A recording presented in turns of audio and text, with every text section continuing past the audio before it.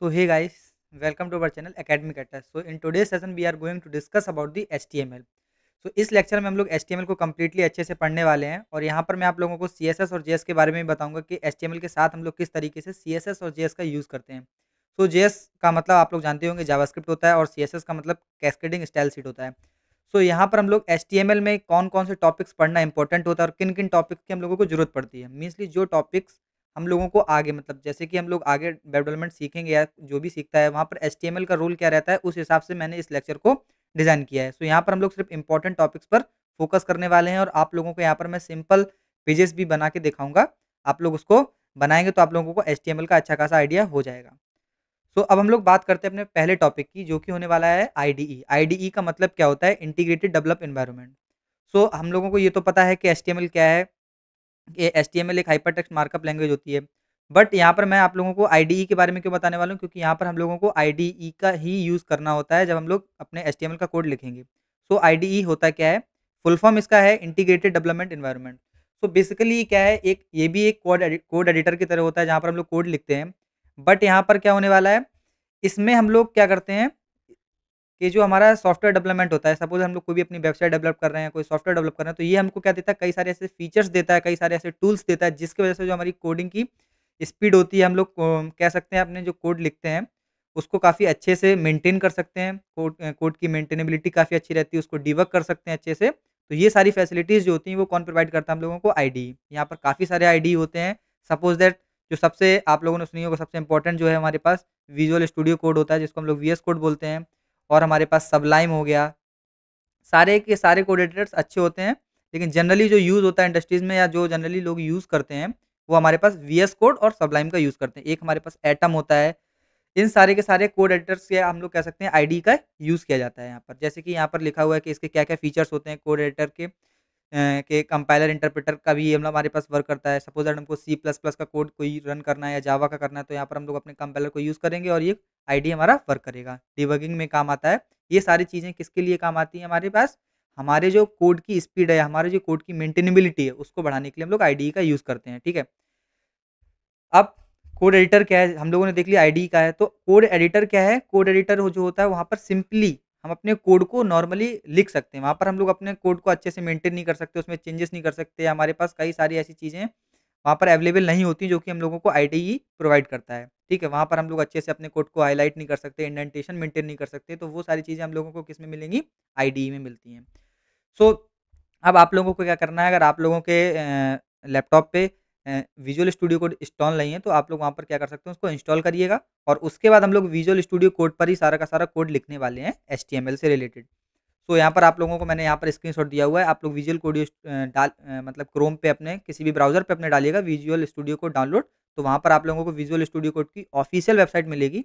तो आप वहाँ पर क्या कर सकते हैं, जाकर डाउनलोड कर सकते हैं। इस तरीके का आप लोगों को यहाँ पर साइट मिलेगा, वहाँ से आप डाउनलोड कर सकते हैं सिंपली, ठीक है? उसको इंस्टॉल करना है आप लोगों को और वो अपने आप सेटअप हो जाएगा, ठीक है? अब इसके बाद जो सबसे इम्पोर्टेंट चीज़ है, वो आप लोगों को क्या याद रखनी है, जब आप अपने विजुअल स्टूडियो कोड को इंस्टॉल कर लेंगे, तो वहाँ पर आप लोगों को कुछ एक्सटेंशंस होते हैं, जो मैंने आपको बताया कि जो IDE है या विजुअल स्टूडियो कोड है, वो हम लोगों को कई सारे ऐसे फीचर्स प्रोवाइड करता है, जिसकी वजह से हम अपने कोड को बहुत अच्छे से लिख सकते हैं, उसको मेंटेन कर सकते हैं। जिसकी वजह से हमारा जो कोड लिखने का स्पीड होता है वो तेज़ हो जाता है। तो इसीलिए हम लोग यहाँ पर कुछ ऐसे एक्सटेंशंस को डाउनलोड करेंगे। वो एक्सटेंशन कौन-कौन से हैं? सपोज़ दैट लाइव सर्वर हो गया, प्रीटियर हो गया, ब्रैकेट पेयर कलराइज़र हो गया एंड गिटहब कोपायलट। ये अभी आप लोगों को यूज़ नहीं करना है गिटहब कोपायलट। आप लोगों को इम्पोर्टेंट जो है वो 3 ऊपर के ही इंस्टॉल करने हैं। वो मैं आपको बताऊँगा भी किस तरीके से इंस्टॉल किया जाता है। ठीक है? तो आप लोगों को ये चीज़ पता चल गई होगी, तो मैं आप लोगों को पहले वीएस कोड दिखा देता हूँ, किस तरीके से आप लोगों को वीएस कोड दिखने वाला है। सो ये जो है वीएस कोड का आप लोगों को व्यू दिखेगा इस तरीके से। यहाँ पर क्या किया जाता है, आप लोग एक अपना जो मेन डायरेक्टरी बना सकते हैं फ़ोल्डर। डायरेक्टरी मीन्स क्या होता है? फ़ोल्डर होता है। सो यहाँ पर अपना एक मेन डायरेक्टरी बनाइए, फ़ोल्डर बनाइए। जैसे सपोज़ दैट मैंने यहाँ पर क्या बना रखा है, एचटीएमएल कोर्स नाम से एक डायरेक्टरी बना रखी है। सो यहाँ पर इस डायरेक्टरी में हमारे पास क्या रहेगा, सारी की सारी जो एचटीएमएल की हम लोग फाइल्स यहाँ पर बनाएँगे, वो सारी की सारी इस फ़ोल्डर के अंदर आएँगी।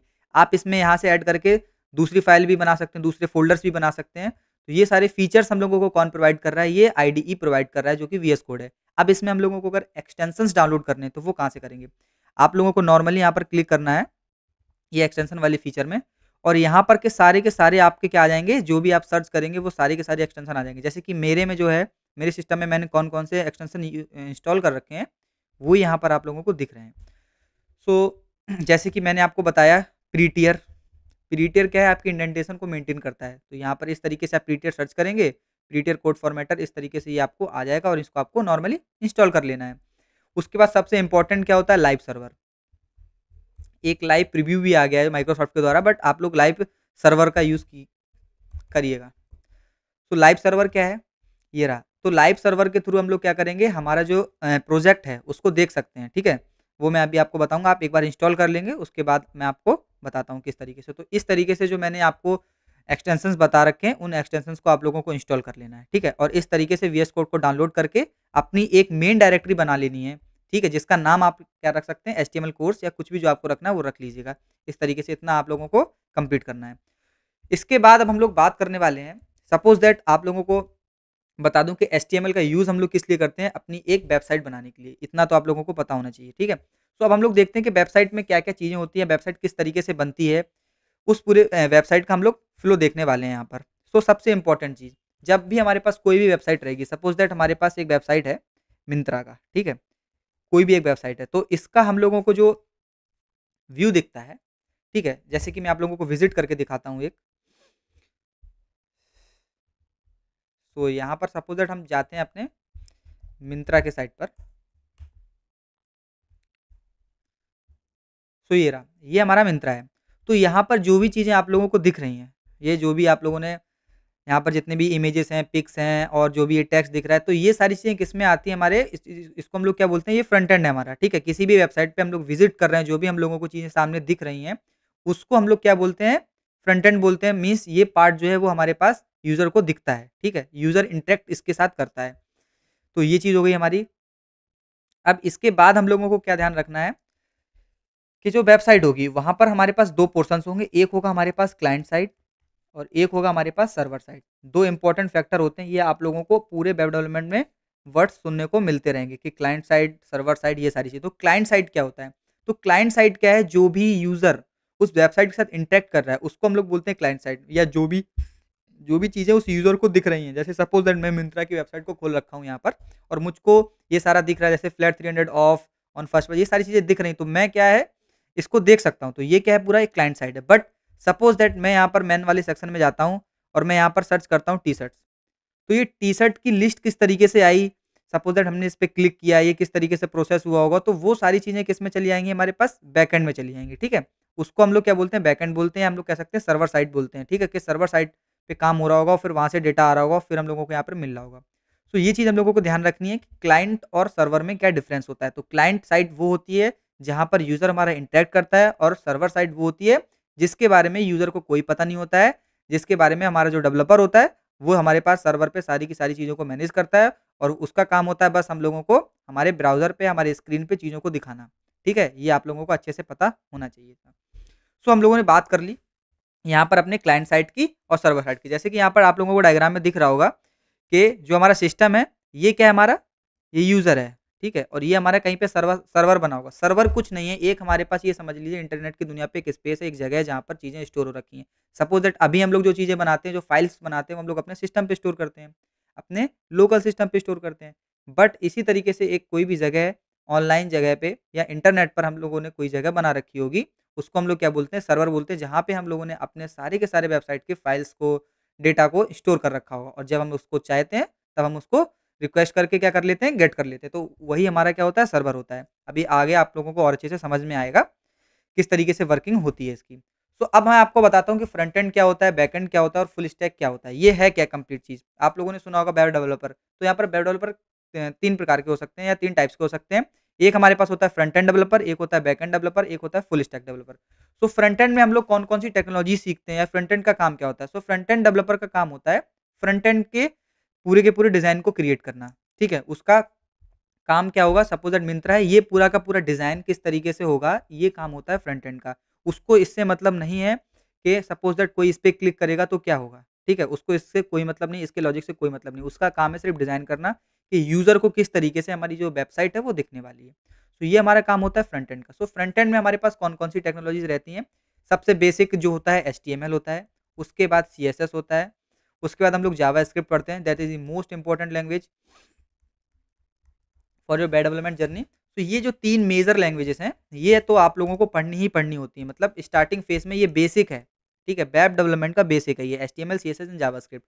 ये सारी की सारी चीज़ें क्या है हमारे पास हेल्प करती हैं हम लोगों को फ्रंट एंड सीखने में। अब इसी तरीके से जब हम लोग बैकएंड की बात करते हैं, सो बैकएंड में भी हम लोग किसका यूज़ करते हैं? जावास्क्रिप्ट का ही यूज़ करते हैं। बट हम लोग यहाँ पर जावास्क्रिप्ट के एक फ्रेमवर्क को कह सकते हैं हम लोग, जावास्क्रिप्ट का एक रन टाइम होता है, वो आप लोगों को अभी बताऊँगा। ठीक है? तो वहाँ पर हम लोग किस टेक्नोलॉजी का यूज़ करते हैं? वहाँ पर हम लोग यूज़ करते हैं नोड.जेएस का। ठीक है? इसका एक फ्रेमवर्क होता है, फ्रेमवर्क क्या होता है वो भी मैं आपको बताऊँगा। अभी बस आप लोग ये याद रखिए कि हाँ, नोड.जेएस का फ्रेमवर्क होता है जिसको हम लोग क्या बोलते हैं? एक्सप्रेस बोलते हैं। ठीक है? इसका यूज़ हम लोग जावा का यूज़ कर सकते हैं बैकएंड डेवलप करने के लिए, ठीक है? हम लोग पाइथन का यूज़ करते हैं डेवलप करने के लिए, ठीक है? बट नोड.जेएस और एक्सप्रेस.जेएस क्या हैं? ये हमारे पास जावास्क्रिप्ट के लैंग्वेज में लिखे जाने वाले बैकएंड के लिए यूज़ करने वाले टेक्नोलॉजीज़ हैं। अब जो हमारे पास फ्रंट एंड है, अब यहाँ पर भी कुछ हमारे पास क्या आते हैं? फ्रेमवर्क्स आती हैं, कुछ लाइब्रेरीज़ आती हैं। तो जैसे कि सपोज़ दैट पहला हमारे पास क्या आ जाता है? रिएक्ट आ जाता है, ठीक है? रिएक्ट के बाद हमारे पास व्यू.जेएस होता है, ठीक है? व्यू.जेएस के बाद हमारे पास नेक्स्ट.जेएस होता है। तो ये सारी टेक्नोलॉजीज़ क्या हैं? हमारे पास ऐसी टेक्नोलॉजीज़ हैं या हम लोग कह सकते हैं ये ऐसे सॉफ्टवेयर्स हैं, सॉरी ऐसे टूल्स हैं जिसको हम लोग क्या कर सकते हैं ईज़िली यूज़ कर सकते हैं। सपोज़ दैट जब हम लोग जावास्क्रिप्ट सीखेंगे तो हम लोगों को बहुत सारी डिफ़िकल्टीज़ आएँगी, कोड बहुत लेंथी होगा। तो उन्हीं सारी चीज़ों को कुछ कोड्स को पहले से लिख के रख दिया गया है जिसको हम लोग अपने अपने तरह से काफ़ी ईज़िली वे में यूज़ कर सकते हैं। तो इसीलिए हमारे पास इस तरीके की लाइब्रेरीज़ क्या होती हैं, टाइम-टाइम से रिलीज़ होती रहती है जिसकी वज़ह से कई सारे डेवलपर्स का जो काम होता है वो बहुत ही आसान हो जाता है। ठीक है? तो ये हमारे पास कुछ लाइब्रेरीज़ थी फ्रंट एंड की, यहाँ पर कुछ लाइब्रेरी मैंने आप लोगों को बताई हैं जो है बैक एंड की। जब कोई भी एक डेवलपर या कोई भी एक बंदा ये सारी टेक्नोलॉजीज़ को सीख लेता है, तो उसको हम लोग क्या बोलते हैं फुल स्टैक डेवलपर बोलते हैं। ठीक है? जब वो बंदा फ्रंट एंड और बैक एंड दोनों की दोनों चीज़ें सीख लेता है तो उसको हम लोग क्या बोलते हैं फुल स्टैक डेवलपर बोलते हैं। ठीक है? अब फुल स्टैक डेवलपर में एक सबसे पहला आता है हमारे पास क्या? मर्न स्टैक डेवलपर, ठीक है? तो मर्न स्टैक डेवलपर का मतलब क्या होता है? एम फॉर यहाँ पर मोंगोडीबी है, ठीक है? अभी आप लोगों को अगर नहीं समझ आ रहा है मोंगोडीबी क्या है, तो मोंगोडीबी क्या होता है? एक डेटाबेस होता है, ठीक है? सपोज़ दैट हम कोई भी वेबसाइट बना रहे हैं, उसमें कितना सारा डेटा होता है, तो वो कहीं न कहीं तो स्टोर होगा, ठीक है? वो कहाँ पे स्टोर हो रहा है? सर्वर पे स्टोर हो रहा है या कैसे स्टोर हो रहा है, उसके बारे में अभी आपको नहीं सोचना है। बस क्या सोचना है कि एम का मतलब होता है मर्न स्टैक में मोंगोडीबी जो कि एक डेटाबेस है, जहाँ पर वेबसाइट का सारा डेटा स्टोर किया जाता है। एंड ई का मतलब होता है एक्सप्रेस जेएस, ठीक है? आर फॉर होता है रिएक्ट और एन फॉर होता है नोड जेएस, ठीक है? ये सारी टेक्नोलॉजीज़ अगर आप सीखते हैं तो आप एक फुल स्टैक वेब डेवलपर बन जाएँगे या आप कह सकते हैं मर्ज स्टैक डेवलपर बन जाएँगे। तो ये था हमारे पास फ्रंट एंड, बैक एंड और फुल स्टैक क्या होता है उसके बारे में डिस्कशन। ठीक है? अब रोल ऑफ ब्राउज़र की बात करते हैं कि यहाँ पर ब्राउज़र का क्या रोल होता है हमारे वेबसाइट को दिखाने में या वेबसाइट को शो करने में, मतलब किस तरीके से ब्राउज़र हमारा वर्क करता है, किस तरीके से ब्राउज़र की वर्किंग प्रोसेस चलेगी, उसके बारे में बात करता हूँ। तो सपोज़ दैट हमारे पास एक ब्राउज़र है हमारा जिसको हम लोग नाम देते हैं क्रोम, ठीक है? आप कोई भी ब्राउज़र यूज़ करिए, उससे मतलब नहीं है। मैं क्रोम की बात कर रहा हूँ। तो क्रोम है, अब हम लोग क्या करते हैं अपने क्रोम पे जाते हैं, ठीक है? अपने क्रोम पर जाते हैं और हम लोग क्या सर्च करते हैं, सपोज़ दैट हम कोई भी चीज़ सर्च करते हैं www.google.com, सपोज़ दैट हमने ये सर्च किया, ठीक है? तो क्या होता है हमारे पास गूगल खुल के आ जाता है, जैसे अभी हम लोगों ने मिंत्रा खोला था, तो हमारे पास वो चीज़ खुल के आ जाती है, मैं आप लोगों को यहाँ दिखा देता हूँ। सपोज़ दैट हम लोगों ने ये मिंत्रा खोल रखा है, ये यहाँ पर इसकी यूआरएल है, हम लोगों ने ये टाइप किया था और ये हम लोगों को मिल गया। तो ये चीज़ प्रोसेस कैसे हुई, ये काम कैसे हुआ और यहाँ पर ब्राउज़र का क्या रोल था हमको अपनी वेबसाइट दिखाने का, उसके बारे में हम लोग डिस्कशन कर रहे हैं, ठीक है? सो क्रोम का काम क्या होता है, जब हमने ये यूआरएल डाली अपने क्रोम पर, तो क्या होगा, क्रोम क्या करेगा हमारे पास सर्वर के पास एक रिक्वेस्ट को सेंड करेगा, ठीक है? क्रोम क्या करेगा, हमारे सर्वर के पास रिक्वेस्ट को सेंड करेगा कि इस अब जो ये www.google.com होता है, ये क्या होती है हमारे पास यूआरएल होती है। अब यूआरएल का फुल फॉर्म आप लोग जानते होंगे, यूनिफ़ॉर्म रिसोर्स लोकेटर, ठीक है? ये इसका नाम जो है, आप लोग इसके नाम से समझ सकते हैं। यूनिफ़ॉर्म रिसोर्स लोकेटर मीन्स क्या है कि इसके थ्रू हम लोग क्या कर रहे हैं, अपने क्रोम को बता रहे हैं कि आपकी जो मतलब जो मुझे अपनी चीज़ चाहिए, सपोज़ दैट कि यहाँ पर बहुत सारी चीज़ें हैं, ठीक है? ये एक बहुत बड़ी जगह है। यहाँ पर अलग-अलग घर बने हुए हैं, ठीक है? हर घर का क्या होता है, एक मकान नंबर होता है। तो हम बस कहीं पे भी जाकर एक जगह पे अपने सिटी के अंदर किसी से पूछेंगे कि भाई हमको इस मकान नंबर पे जाना है, तो वो क्या करेगा, हमको सजेस्ट कर देगा कि हाँ, इस जगह पे चले जाओ, इस गली में चले जाओ, इस मोहल्ले में चले जाओ, आपको ये मकान नंबर मिल जाएगा। तो वही काम क्या है, यहाँ पर क्या करता है ये www.google.com, इसको यूआरएल बोलते हैं। अब यहाँ पर जो www.google.com है या गूगल है, इसको हम लोग क्या बोलते हैं, इस पोर्शन को हम लोग क्या बोलते हैं, डोमेन। ये डोमेन क्या होती है, हर एक इंसान की, हर एक वेबसाइट की डोमेन अलग होती है, ठीक है। डोमेन क्या है, बस एक नाम होता है जिसकी वजह से हम लोग उस चीज़ को या उस वेबसाइट को इंटरनेट में ढूँढ सकें, उसको ही डोमेन बोलते हैं, ठीक है। और यूआरएल क्या है, यूआरएल एक कंप्लीट इन्फॉर्मेशन होती है और यूआरएल भी हम लोग किसी भी वेबसाइट का सेम नहीं रख सकते हैं, ठीक है। सो ये चीज़ आपको पता होनी चाहिए कि हम लोग क्या करेंगे, अपने क्रोम पर अपने यूआरएल को डालेंगे तो क्रोम क्या करेगा, रिक्वेस्ट करेगा किसके पास, सर्वर के पास। और सर्वर हमको रिस्पॉन्स में क्या भेजेगा, वो हम लोगों को पता होना चाहिए। सर्वर हम लोगों को रिस्पॉन्स में क्या भेजने वाला है, 1 सेकंड। वो हम लोगों को क्या भेजेगा, एक एचटीएमएल फाइल देगा, एक सीएसएस फाइल देगा और एक यहाँ पर जावास्क्रिप्ट फाइल देगा। ये सारी चीज़ें हम लोगों को कहाँ भेजने वाला है, वापस क्रोम पे भेजेगा। तो जब क्रोम के पास आएगा तो क्रोम क्या करेगा, वन बाय वन इस तरीके से हम लोगों को ब्राउज़र में जो भी फाइल आई है, वो दिखाना शुरू कर देगा। इस तरीके से जो भी हमारा डेटा आएगा, इस तरीके से दिखाना शुरू कर देगा। तो ये पूरा फ्लो होता है ब्राउज़र का कि किस तरीके से ब्राउज़र में हम लोग अपनी चीज़ों को रन करते हैं और किस तरीके से ब्राउज़र जो होता है, क्रोम हमारा जो है, वो रिक्वेस्ट करता है हमारे सर्वर पर कि भाई ये इस नाम डोमेन का हमको क्या चाहिए, जो भी डेटा है इस बंदे को दे दो लाके, ठीक है। तो वहाँ पर सर्वर क्या करता है, एज़ अ रिस्पॉन्स भेजता है उस चीज़ को, एचटीएमएल को, सीएसएस को और जेएस फाइल को, ठीक है। तो ये आपको समझ आ गया होगा कि ब्राउज़र का रोल क्या होता है। तो अब हम लोग बेसिकली स्टार्ट करते हैं अपने मेन टॉपिक को, जो कि है एचटीएमएल। उससे पहले मैंने आप लोगों को जो भी चीज़ें बताई वो बहुत ही बेसिक चीज़ें थी, जो आप लोगों को मालूम होनी चाहिए थोड़ा-सा कि ब्राउज़र किस तरीके से वर्क करता है। अभी मैं आप लोगों को और अच्छे से बताऊँगा कि ब्राउज़र किस तरीके से वर्क करेगा जब हम लोग अपनी एचटीएमएल फाइल को रन करेंगे, उस वक़्त मैं आप लोगों को बताऊँगा। सो अब हम लोग बात करते हैं कि एचटीएमएल है क्या, ठीक है? तो पहली चीज़ आप लोगों को ये पता होनी चाहिए कि एचटीएमएल एक हमारे पास सबसे पहला स्टेप है हमारी वेब डेवलपमेंट को रन करने का, ठीक है? एचटीएमएल को लैंग्वेज हम लोग बोलते हैं और ये लैंग्वेज क्या है, एक तरीके से ये समझ लीजिए, सपोज़ दैट ये हमारे पास क्या है, रूट है, ठीक है?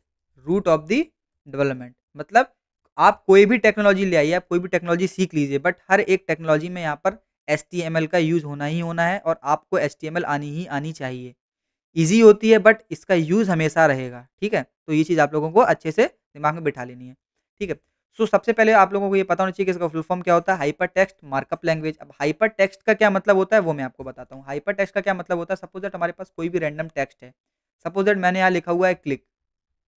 अब इसको हाइपर टेक्स्ट कब बोलेंगे, जब हम इस पे अगर क्लिक कर दें, ठीक है? तो वहाँ पर क्या हो जाए, कोई वेबसाइट खुल के आ जाए, ठीक है? या कोई हमारे पास सपोज़ दैट यहाँ से हमने क्लिक किया तो ये हमारे पास क्या खोल के दे दिया, गूगल.com खोल के दे दिया। तो ये क्या है, एक हाइपर टेक्स्ट है, मतलब ऐसा टेक्स्ट है जिसके अंदर कोई फंक्शनैलिटी ऐड है या वो अपने साथ कोई प्रॉपर्टी लेके चल रहा है। ये normal as a normal text नहीं वर्क कर रहा है, तो उसको हम लोग क्या बोलते हैं, हाइपर टेक्स्ट। यहाँ पर हम लोग कई सारी ऐसी चीज़ें यूज़ करेंगे, सपोज़ दैट कोई इमेज होगी, हम उस इमेज पे क्लिक कर रहे हैं तो कोई वेबसाइट खुल जा रहा है। हम किसी बटन पे क्लिक कर रहे हैं तो कोई चीज़ हो रही है। तो वो सब किसके थ्रू होता है यहाँ पर, एचटीएमएल के कारण भी होता है और सीएसएस के कारण भी होता है और जेएस के, सबका अलग-अलग रोल है। बट इस एचटीएमएल को हम लोग हाइपर टेक्स्ट मार्कअप लैंग्वेज क्यों बोलते हैं, क्योंकि जो बेसिक रूट होता है, वो हमारा एचटीएमएल ही होता है। इसी के थ्रू जब हम जेएस भी पढ़ेंगे, हम सीएसएस भी पढ़ेंगे, कुछ ऐसे टैग्स होंगे, जिनके वजह से ही हमारे पास हाइपर टेक्स्ट जनरेट हो सकता है, ठीक है? वो अभी मैं आप लोगों को बताने वाला हूँ। ठीक है, अब HTML is standard markup language for creating web pages, ये तो पता ही है। और एचटीएमएल का बेसिक फंडा क्या है? ये हमारे वेबसाइट को क्या चीज़ को डेवलप करने में काम आता है, उसके बारे में देखेंगे। तो एचटीएमएल क्या है? सपोज़ दैट हमारी वेबसाइट है, ठीक है? फिर से दिखाता हूँ आपको, ये हमारी मिंत्रा वेबसाइट है। तो एचटीएमएल का यहाँ पर क्या वर्क होगा या एचटीएमएल की हेल्प से हम लोग क्या इसमें बना रहे होंगे, उसके बारे में मैं आपको बताता हूँ। सो एचटीएमएल हम लोगों को सिर्फ़ हेल्प करता है अपने वेबसाइट के लेआउट को डिज़ाइन करने में, ठीक है? क्या करने में हेल्प करता है? लेआउट को डिज़ाइन करने में। लेआउट क्या होता है कि कौन-सी चीज़ कहाँ रहेगी, उसके अंदर की फंक्शनैलिटी और उसके अंदर का जो भी कलर है, टेक्स्ट एनहांसिंग है, जो भी है, वो एचटीएमएल नहीं करता है, ठीक है? सिर्फ़ एचटीएमएल का काम है अपने वेबसाइट को लेआउट करना, कौन-सी चीज़ को कहाँ रखना है, एक स्ट्रक्चर प्रोवाइड करना अपने वेबसाइट को, वो काम होता है किसका? एचटीएमएल का।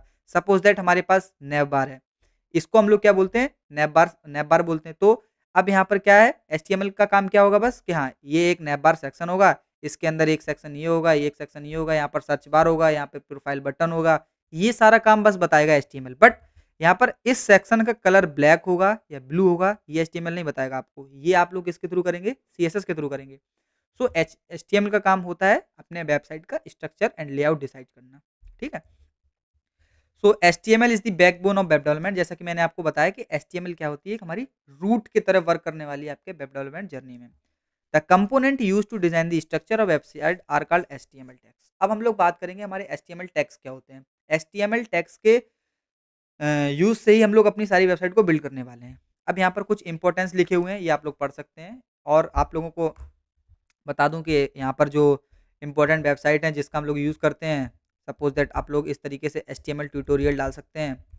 और आप लोगों को जो सबसे अच्छी वेबसाइट है इसके लिए वो कौन सी होती है, हमारे पास W3 स्कूल है। तो इस तरीके से आप W3 स्कूल में जाके सारी थ्योरी पढ़ सकते हैं, इम्प्लीमेंट भी कर सकते हैं यहाँ पर चीज़ों को। तो वो सब आप लोग कर सकते हैं, ठीक है। मैं आप लोगों को इस तरीके से बताता रहूँगा, आप इनको एज अ रिसोर्सेज तौर पर देखते रहिएगा। सो ये था हमारा ओवरव्यू एचटीएमएल के बारे में। अब देखिए इस इमेज के थ्रू मैं आपको समझाऊंगा कि डिफरेंसेस क्या होते हैं हमारे एचटीएमएल, सीएसएस और जेएस में, और इनकी फंक्शनैलिटी डिफरेंट होती है और ये किस तरीके से वर्क करते हैं। सपोज दैट यहाँ पर एक हमारे पास कार है, तो यहाँ पर देख रहे होंगे आप नॉर्मल कार का एक स्ट्रक्चर बना रखा है। ये क्या है, हमारे पास स्ट्रक्चर है, ठीक है। ये क्या है, स्ट्रक्चर। तो एचटीएमएल का काम क्या है, एक तरीके से सिर्फ किसी वेबसाइट को स्ट्रक्चर प्रोवाइड करना और लेआउट प्रोवाइड करना। अब सीएसएस क्या काम कर रहा है, जैसे कि ये वाली कार देख रहे हैं आप, तो ये क्या है, कलर्ड कार है। स्टाइल मतलब किस कलर का शीशा होगा, किस कलर का टायर होगा, किस तरीके से, वो सारी चीज़ें किसने हम लोगों को बताई हैं, सीएसएस ने बताई हैं। तो यहाँ पर क्या कर रहे हैं, एक तरीके से बोल सकते हैं स्टाइलिंग यहाँ पर की गई है। अब नेक्स्ट वाला जो है, यहाँ पर क्या आ गया हमारे पास, स्पीडोमीटर आ गया सपोज दैट, ठीक है। कितनी तेज गाड़ी चल सकती है, ब्रेकिंग सिस्टम आ गया, ठीक है, कि ब्रेक लगेगा तो क्या होगा, ठीक है। क्लच हो गया, मतलब डिफरेंट डिफरेंट फंक्शनैलिटीज अपने कार में ऐड कर दी और हमारी कार क्या हो गई, चलने लग गई। तो वहाँ पर वो चीज़ किसने ऐड की, जावास्क्रिप्ट ने ऐड की। तो यहाँ पर हम लोग क्या करते हैं, जेएस के थ्रू से फंक्शनैलिटी ऐड करते हैं, जिसकी वजह से यूजर इंटरेक्टिविटी हमारे वेबसाइट की बढ़ती है। So this is the basic difference between the HTML, CSS and JavaScript which you all have to know. And next thing, we are now going to the complete discussing the HTML document. So अब HTML document क्या होता है, so उसके बारे में हम लोग देखते हैं। So basically HTML document is nothing but it is a sorry boiler plate, ठीक है। तो बॉयलर प्लेट का मतलब क्या होता है वो मैं आपको बताता हूँ, ठीक है। सपोज दैट आप पहले अपने VS कोड में जाइए, आपने एक फोल्डर बना लिया होगा। अब आप लोगों को सबसे पहली जो अपनी फाइल बनानी है उसका नाम क्या रखना है, index.html, ठीक है। अब इसका नाम मैं इंडेक्स क्यों रख रहा हूँ वो मैं आपको बताऊंगा अभी। अब इसका नाम आप लोग क्या रखेंगे, index.html, इस तरीके से बना के आप एंटर कर देंगे। तो ये आपका क्या आ चुका है, एक फाइल HTML का बन चुका है। अब यहाँ पर .html क्या है उसके बारे में बता दे रहा हूँ। सो .html क्या है, फाइल एक्सटेंशन, ठीक है। फाइल एक्सटेंशन है ये हमारे पास, ठीक है, .html, ठीक है। जैसे आप लोगों ने देखा होगा कई सारे यहाँ पर हम लोग अपने सॉफ्टवेयर इंस्टॉल करते हैं जिसमें हमारे पास क्या होता है, .exe फाइल होती है, .pdf होती है। तो इस तरीके से इसका एक्सटेंशन क्या है, हमारे पास .html रहने वाला है। कोई भी हम HTML की फाइल बनाएंगे उसमें हम लोगों को आगे .html लगाना ही लगाना पड़ेगा। तो बेसिकली जो अभी आपको स्क्रीन पर दिख रहा है ये क्या है, हमारे पास हमारी हमारी HTML की डॉक्यूमेंट है। हम लोग कह सकते हैं ये बॉयलर प्लेट है, जो बेसिक HTML इसके बिना नहीं चलने वाला है। आपको इतना कोड आना ही आना चाहिए करना, इसके बाद आप आगे कर सकते हैं। सो यहाँ पर क्या है, सबसे पहली लाइन क्या लिखी हुई है हमारे पास, डॉक टाइप HTML। सो डॉक टाइप HTML क्या बताता है, अगर आप इंटरव्यू में दें, आपसे कोई इंटरव्यू में पूछेगा तो इसी तरीके से क्वेश्चन भी पूछे जाते हैं कि बताइए यहाँ पर डॉक टाइप HTML किस लिए यूज होता है या इसका क्या इंपॉर्टेंस है। सो डॉक टाइप क्या बताता है, डॉक टाइप का मतलब होता है यहाँ पर डॉक्यूमेंट टाइप, ठीक है, कि ये डॉक्यूमेंट किस टाइप का है। डॉक टाइप का मतलब होता है डॉक्यूमेंट टाइप, और डॉक टाइप क्या है, इसका HTML है, ये एक HTML का डॉक्यूमेंट है। उसके बाद हम लोग यूज करने वाले हैं HTML टैग का। तो अब टैग जो मैंने बताया वो अभी आगे भी टॉपिक है अपना जो मैं आपको बताऊंगा, बट टैग क्या होता है, इस तरीके से इन ब्रैकेट्स के अंदर रहते हैं, ठीक है। जैसे यहाँ पर हमारा HTML टैग था, और यहाँ पर कई सारे ऐसे टैग्स होते हैं जो क्लोजिंग होते हैं और कुछ होते हैं जो सेल्फ क्लोजिंग होते हैं, जिनको हमको क्लोज करने की नीड नहीं होती। बट जैसे HTML है तो इसको क्या हम लोगों को बीच में अपना कंटेंट आएगा और इसको हम लोगों को क्लोज करना पड़ेगा। फिर अब क्लोज करने का सिंटेक्स क्या है, इस तरीके से आप इसको यूज करिए, उसके बाद स्लैश के बाद HTML लिखिए और फिर ब्रैकेट क्लोज कर दीजिए। तो वहाँ पर क्या होगा, हमारा जो HTML का टैग होगा वो क्लोज हो जाएगा, उसके अंदर का कंटेंट लिखा जाएगा। तो हम लोगों ने एक चीज़ देख ली कि डॉक टाइप क्या होता है, डॉक्यूमेंट टाइप बताता है। उसके बाद HTML, ये क्या है, स्टार्टिंग ऑफ दी डॉक्यूमेंट, यहाँ से डॉक्यूमेंट हमारा जो है स्टार्ट हो रहा है। अब जब HTML स्टार्ट हो रहा है तो इट मीन्स सारी की सारी चीज़ें वो किस में रहने वाली है, हमारी जो भी अदर टैग्स आने वाले हैं वो हमारे किस में आने वाले हैं, HTML के अंदर आने वाले हैं। अब HTML के बाद इंपॉर्टेंट आता है जो टैग वो होता है हेड।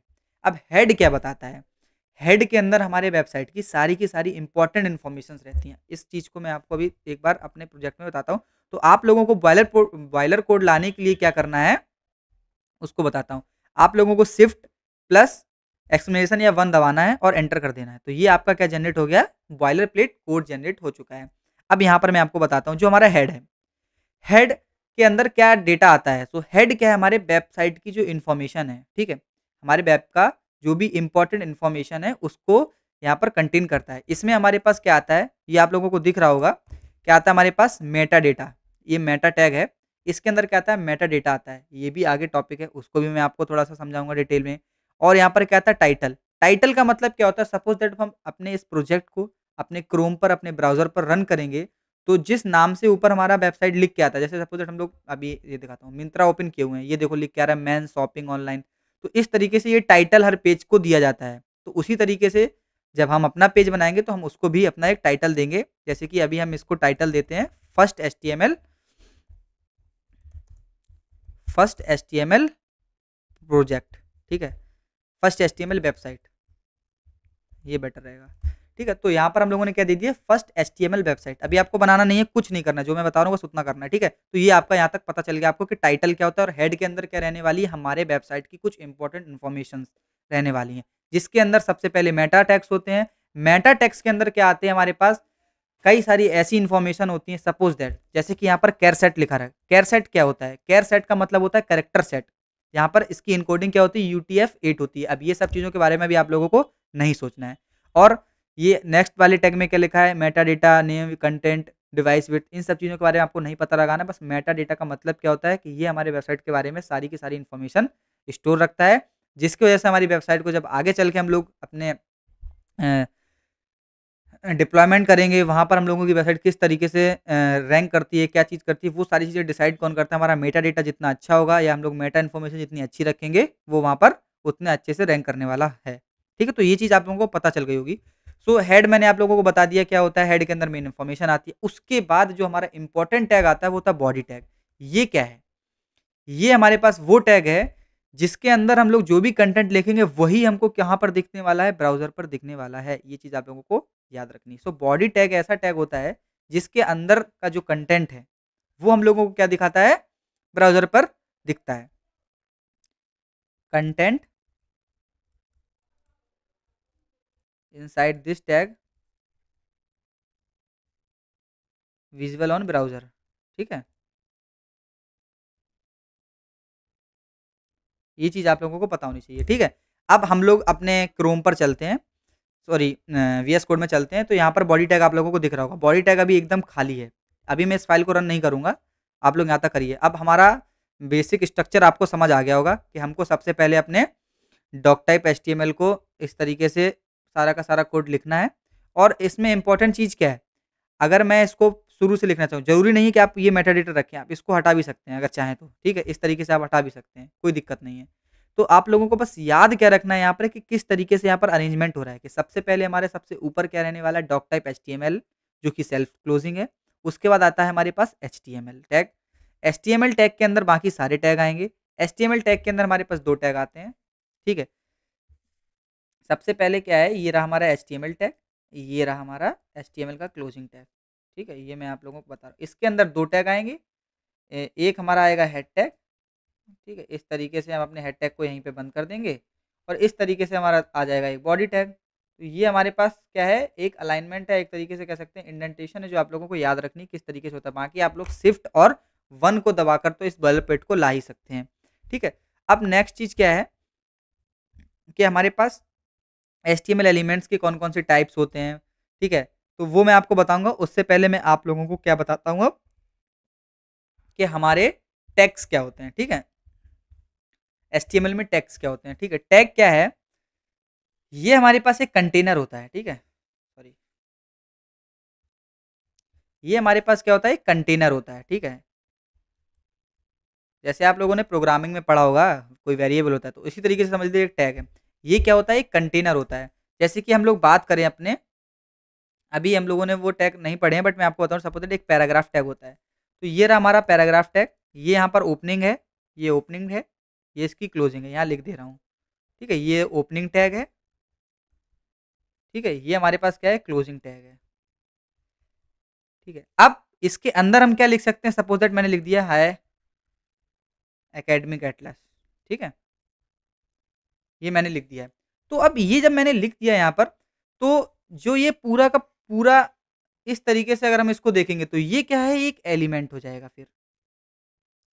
सॉरी यार,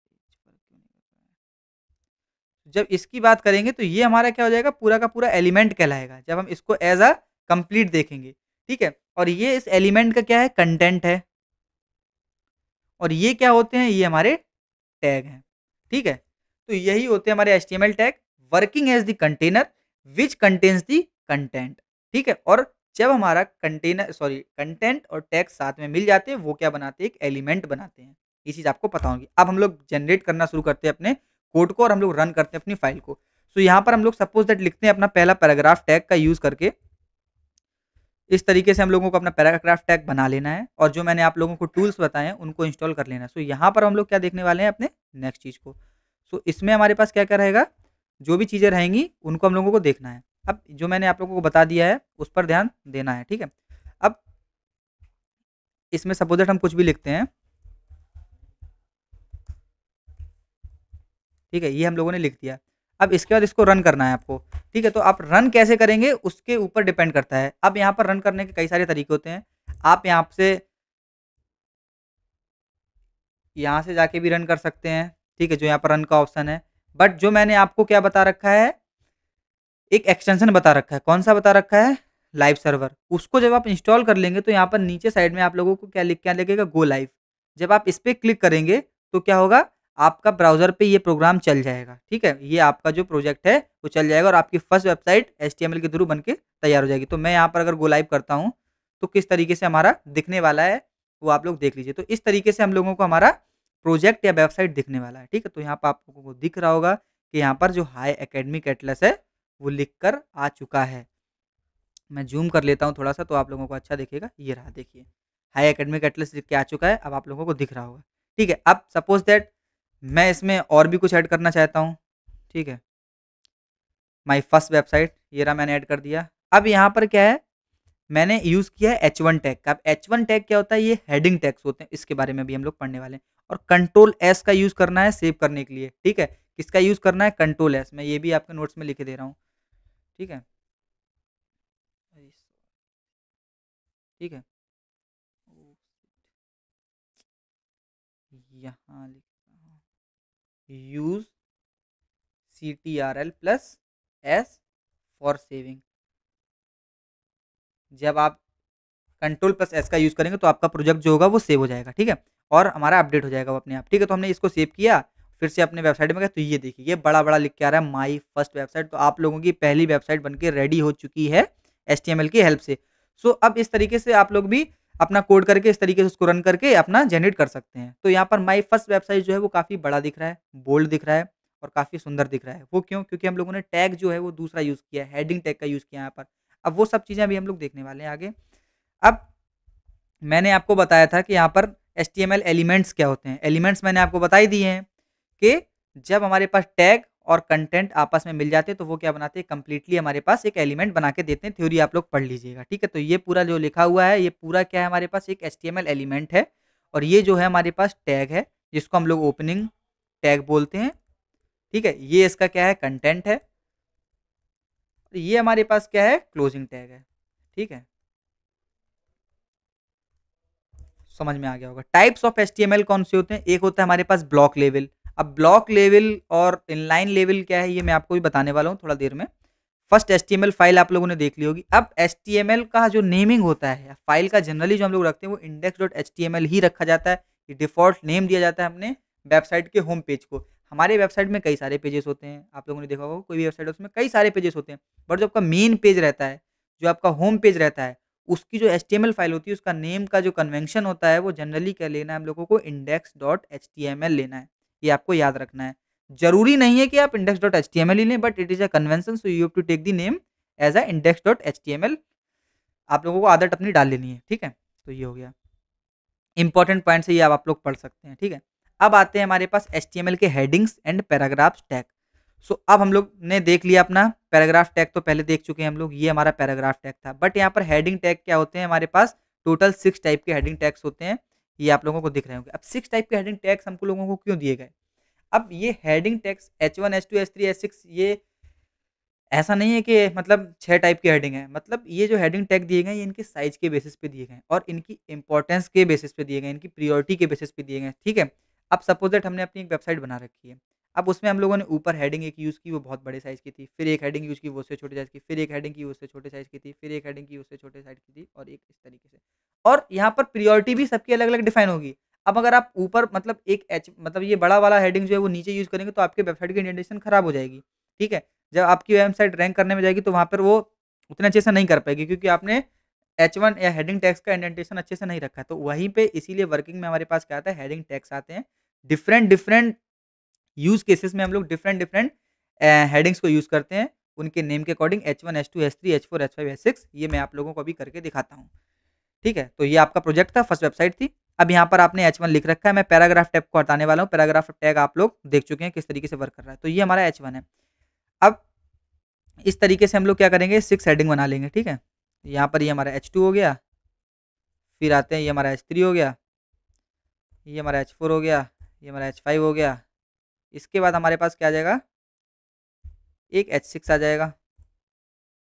तो ये हमारे पास H6 इसको क्या करना है, सेव करना है और अपने ब्राउज़र पे चले जाना है, ठीक है? तो जब हम लोग अपने ब्राउज़र पे चले गए, इसको 1 सेकंड छोटा कर लेता हूँ, ये रहा, और छोटा करना पड़ेगा, ये रहा देखिए। किस तरीके से कितना प्यारा दिख रहा है आप लोगों को, पहले सबसे बड़ा, फिर उससे छोटा, फिर उससे छोटा, फिर उससे छोटा।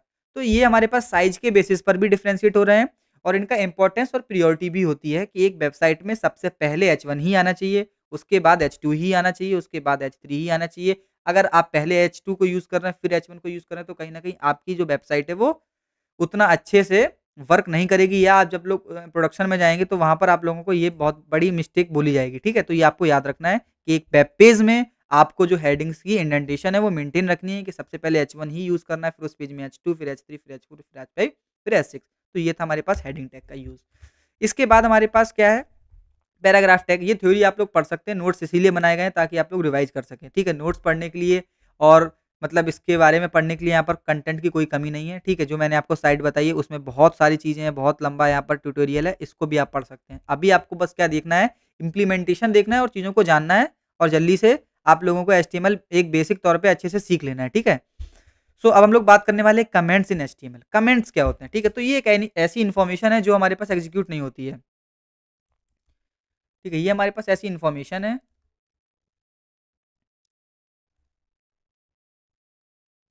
दैट डज़न्ट एग्ज़ीक्यूटेड, ठीक है? जो एग्ज़ीक्यूट नहीं होगी, जो कि हमारे वेबसाइट पे ना दिखने वाली है, इसको सिर्फ़ हम लोग क्या करते हैं, फॉर द डेवलपर इन्फॉर्मेशन, ठीक है? जो डेवलप कर रहा है, फॉर द डेवलपर इन्फॉर्मेशन हम लोग इसको यूज़ करते हैं, इज़ यूज़्ड, ठीक है?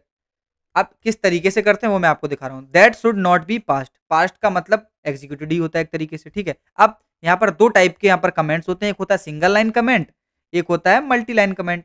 एक होता है हमारे पास सिंगल लाइन कमेंट और एक होता है हमारे पास क्या, मल्टी लाइन कमेंट, ठीक है? तो ये चीज़ आप लोगों को याद रखनी है। अब कमेंट करने का शॉर्टकट भी होता है, आपको घबराना नहीं है। अब कमेंट करने का जो टैग होता है वो कुछ इस तरीके से स्टार्ट होता है, ये रहा, ठीक है? इससे आप लोगों को डरना नहीं है कि आप लोगों को बार-बार ये करना पड़ेगा। ये without shortcut sorry with shortcut भी हो जाता है, कोई दिक्कत नहीं है। सिंगल लाइन कमेंट हम लोग इस तरीके से करते हैं और मल्टी लाइन कमेंट हम लोग इस तरीके से करते हैं। अब दिखाता हूँ मैं आपको किस तरीके से करते हैं। सपोज़ दैट आपको सिंगल लाइन कमेंट करना है, उस चीज़ को सिलेक्ट करना है या उसके लाइन के एंड में जाना है और कंट्रोल और क्वेश्चन मार्क दबा देना है। तो ये क्या हो गया, सिंगल लाइन कमेंट हो गया। आपको याद रहना चाहिए किस तरीके से, कंट्रोल एंड क्वेश्चन मार्क, यहाँ पे लिख दे रहा हूँ मैं की, ठीक है? इसके लिए क्या करना है, CTRL प्लस क्वेश्चन मार्क। इसके लिए भी क्या करना है, CTRL प्लस क्वेश्चन मार्क, ध्यान रहे। अब सपोज दैट इसको कमेंट से हटाना है तो फिर से कर्सर यहाँ ले जाओ, CTRL प्लस क्वेश्चन मार्क। अब मल्टी लाइन करना है अगर कमेंट तो इस तरीके से पूरे को सिलेक्ट करो और कंट्रोल प्लस क्वेश्चन मार्क दबा देना है, ठीक है? तो ये था हमारे पास क्या, multi line comment, single line comment. अब इसका यूज़ कहाँ पे आता है, सपोज दैट मैं कोई भी अपनी वेबसाइट लिख रहा हूँ, अब मैंने यहाँ पर कोई भी अपना एक सेक्शन बनाया तो मैं वहाँ पर लिख सकता हूँ, सपोज दैट मैं इस तरीके से लिखना चाह रहा हूँ, दिस इज़ दी नेबार सेक्शन। ठीक है, तो यहाँ पर मैं क्या लिख दिया मैंने कि ये मेरे पास एक हेडिंग हो गई, या मुझे या सपोज दैट मेरा कोड कोई और यूज़ कर रहा है, तो यहाँ पर उसको समझ आ जाएगा कि ये सेक्शन इस बंदे ने किसके लिए बनाया हुआ है, नेबार के लिए बनाया हुआ है। या सपोज दैट मैं लिख सकता हूँ कि this section is the under work या under in the work of the progress. ठीक है, तो यहाँ पर काम अभी चल रहा है, इसको आप लोगों को नहीं छेड़ना है। ठीक है, तो इस तरीके से आप लोग डिफरेंट डिफरेंट कमेंट्स बना सकते हैं जब आप डेवलप कर रहे हैं। आप अपनी इन्फॉर्मेशन के लिए बना सकते हैं, आप नोट्स के तौर पर लिख सकते हैं। तो इस तरीके से कमेंट्स का यूज़ होता है। तो आप लोगों को समझ आ गया होगा कि कमेंट्स होते क्या हैं एग्जैक्टली। सो अब हम लोग अगर डिस्कस करें अपने नेक्स्ट चीज़ को, वो क्या है कि एचटीएमएल जो है हमारी केस सेंसिटिव लैंग्वेज नहीं है। इसका मतलब क्या है? केस सेंसिटिव का मतलब क्या है? सपोज दैट हम पैराग्राफ टैग लिख रहे हैं, ठीक है? ये हमने पैराग्राफ टैग लिखा, तो it is not necessary that कि जो हमारा पी है, वो कैपिटल भी हो सकता है, वो स्मॉल भी हो सकता है। हमारे पास यहाँ पर केस सेंसिटिविटीनेस नहीं है। या कैपिटल में लिखिए, आप स्मॉल में लिखिए, दोनों चीज़ें क्या है? सेम है, सेम वर्क करेंगी। तो वो होती है हमारे पास क्या? Case sensitivity.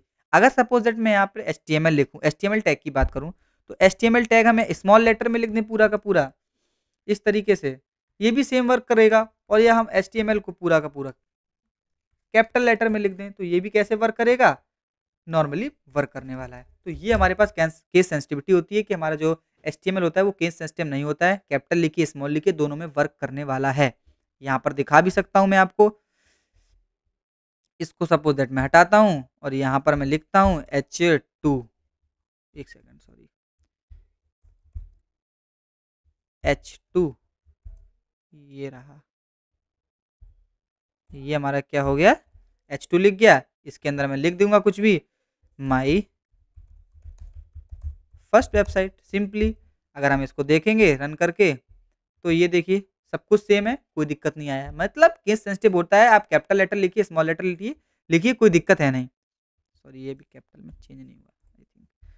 ठीक है, अब हो गया। ठीक है, फिर से इसको सेव करूंगा, तो सेव करने पे क्या हो रहा है? मेरे में प्रीटियर टूल लगा हुआ है, तो वो ऑलरेडी क्या कर दे रहा है? उसका केस सेंसिटिविटी को स्मॉल में कन्वर्ट कर दे रहा है। बट हम अगर उसको विदाउट उसके भी करेंगे तो वो हमारा क्या हो जाएगा? रन हो जाएगा। ठीक है, अभी प्रीटियर टूल का सॉरी प्रीटियर एक्सटेंशन का मैं यूज़ कर रहा हूँ। तो आप लोगों को याद रखना है, जैसे ही सेव करेंगे सारी चीज़ें फॉर्मेट या इंडेंट हो जाती हैं। तो इस तरीके से हम लोगों के जो एचटीएमएल होता है वो केस सेंसिटिव नहीं होता है। अब हम लोग बात करने वाले हैं अपने एट्रीब्यूट्स के बारे में। अब एट्रीब्यूट्स क्या होते हैं? सो बेसिकली एट्रीब्यूट्स कुछ भी नहीं है। ये एट्रीब्यूट का वर्क क्या होता है? जो हमारा एक टैग होता है, ठीक है, उस टैग के बारे में कुछ एक्स्ट्रा इन्फॉर्मेशन या उसको कुछ एक्स्ट्रा प्रॉपर्टी देने का काम अगर करना है, तो वो हम लोग किसके हेल्प से करते हैं? एक एट्रीब्यूट की हेल्प से करते हैं। सपोज दैट मेरे पास एक पैराग्राफ टैग है, ये इस तरीके से ओपन है, क्लोज है। अब सपोज दैट मुझे पैराग्राफ का कलर चेंज करना है, मुझे इसका बैकग्राउंड कलर चेंज करना है, मुझे इसका साइज़ चेंज करना है। तो ये सब चीज़ें अगर हम लोगों को करनी है, तो वो हम लोग किसके हेल्प से कर सकते हैं? एट्रीब्यूट का यूज़ कर सकते हैं, उसकी हेल्प से हम लोग कर सकते हैं। तो एट्रीब्यूट का बेसिकली जो मतलब है, वो सिर्फ़ इतना है कि आप लोग अपने एक टैग की प्रॉपर्टीज़ को डिफ़ाइन कर सकें और उसमें कुछ एक्स्ट्रा फंक्शनैलिटी डाल सकें। Provide additional information about HTML elements. They are always included in the opening tag and usually come in the name value pairs like this. इस तरीके से एग्जाम्पल आप लोगों को दिए हुए हैं, ये मैं आपको अभी बता देता हूँ। यहाँ पर अगर मैं एक टैग यूज़ करता हूँ, एंकर टैग। अब एंकर टैग क्या है? ये इस तरीके से एंकर टैग को यूज़ करते हैं, इसको बोलते हैं हम लोग एंकर टैग। ठीक है, एंकर टैग टैग के ऊपर अभी एक पूरा अलग से स्लाइड है, मैं बताऊंगा। अब ये जो हमारा करता है क्या? एक टैग है, एक एलिमेंट के बारे में कुछ एक्स्ट्रा प्रॉपर्टीज ऐड करते थे। सपोज दैट अगर मैं H1 में एक एक्स्ट्रा एट्रीब्यूट लगाता हूँ क्लास, तो ये क्या है? क्लास, इसको मैंने दे दी हेडिंग। तो ये मैंने इसको क्या दे दी? हेडिंग दे दी। क्या? एक एज अ एट्रीब्यूट पास कर दिया। मतलब क्लास का मतलब क्या होता है और आईडी का मतलब क्या होता है, ये भी मैं आपको बताऊंगा। ये अभी समझ लीजिए क्लास का एक एट्रीब्यूट है, ये हमारे एक इस एलिमेंट की कोई प्रॉपर्टी है या इसके बारे में कुछ एडिशनल इन्फॉर्मेशन है, वो हम लोगों ने दे रखा है। ठीक है, अब सपोज दैट मैं इसमें और भी चीज़ दे सकता हूँ एक एट्रीब्यूट का यूज़ करके। जैसे स्टाइल में कर दूँ यहाँ पर। अब स्टाइल में मैं क्या कर सकता हूँ? कलर कर सकता हूँ। कलर इसका मैं क्या कर सकता हूँ? एक्वा ब्लू कर सकता हूँ, एक्वा कर सकता हूँ। अगर मैंने ये कर दिया तो हमारे पास क्या होगा? जब आपने साइड देखी तो इसका कलर क्या हो गया? चेंज हो गया। तो देखिए मैंने इसकी प्रॉपर्टी को किस तरीके से चेंज कर दिया है। ठीक है, कि मैंने इसमें एक्स्ट्रा इन्फॉर्मेशन दी एट्रीब्यूट के थ्रू और मेरा जो कलर है वो चेंज हो गया। ये कलर अच्छा नहीं लग रहा है, इसको हम लोग दूसरा चेंज करते हैं कलर को। ठीक है, ये कलर बढ़िया है, ये रहा माय फर्स्ट वेबसाइट। ठीक है, तो ये चीज़ इस तरीके से, ये जो हमारा कंप्लीट पोर्शन है स्टाइल वाला, ये क्या कहलाएगा हमारा, ये हमारा कहलाएगा पोर्शन क्या, एट्रीब्यूट कहलाने वाला है। ये चीज़ आपको पता होनी चाहिए, ये क्या हमारा एट्रीब्यूट है। अब मैं आप लोगों को लिए ज़ूम कर दिया हूँ, अब आपको सही दिखाई देगा। तो ये था हमारा एट्रीब्यूट का सेक्शन। तो इस तरीके से एट्रीब्यूट हमारे यूज़ आते हैं। अभी हम लोग सब चीज़ें देखने वाले हैं। अब बात करते हैं एंकर टैग की। सो एंकर टैग अगर हम लोग बात करें तो एंकर टैग किस लिए यूज़ किया जाता है उसके बारे में देखते हैं। इसको मैं हटा दे रहा हूँ। ठीक है, सो बेसिकली एंकर टैग क्या होता है, ए से स्टार्ट होता है। इसके एट्रीब्यूट्स भी देखेंगे। सो पहले हम लोग यहाँ पर एक एंकर टैग बनाते हैं। ठीक है, ये रहा एक एंकर टैग। ये हमारे पास एक एंकर टैग बन चुका है जो ए से स्टार्ट होता है। अब इसके अंदर एक प्रॉपर्टी आती है, एक एट्रीब्यूट आता है जिसको बोलते हैं एचरेफ। ये रहा, एचरेफ आता है। अब एंकर टैग का यूज़ क्या होता है, अगर हम लोग एंकर टैग के अंदर कुछ भी लिखते हैं, ठीक है, तो ये हमको क्या कर सकता है, उस लिंक पे लेके जा सकता है, उस वेबसाइट पे लेके जा सकता है। सपोज़ दैट मैं यहाँ पर www.google.com इस तरीके से लिख देता हूँ। जब मैं इस पे क्लिक करूँगा तो ये हाइपरलिंक बन जाएगी और यहाँ पर इस वेबसाइट पे हम लोग जा सकते हैं। जैसे कि सपोज़ दैट मैं इसके अंदर क्या डाल दूँ, एक लिंक डाल दूँ कोई भी, ठीक है। जैसे कि अभी मैं सपोज़ दैट यहाँ पे जाता हूँ और यहाँ पर मैं google.com सर्च करता हूँ।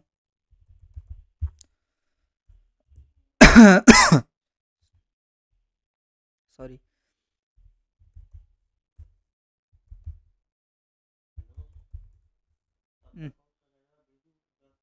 रीडायरेक्ट क्यों कर रहा है ये? सपोज़ दैट ये है, इसको मैं कॉपी के ले रहा हूँ, इसी यूआरएल को मैं कॉपी के ले रहा हूँ।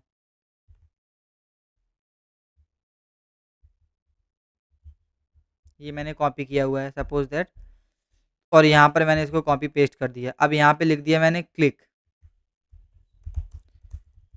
टू जॉइन,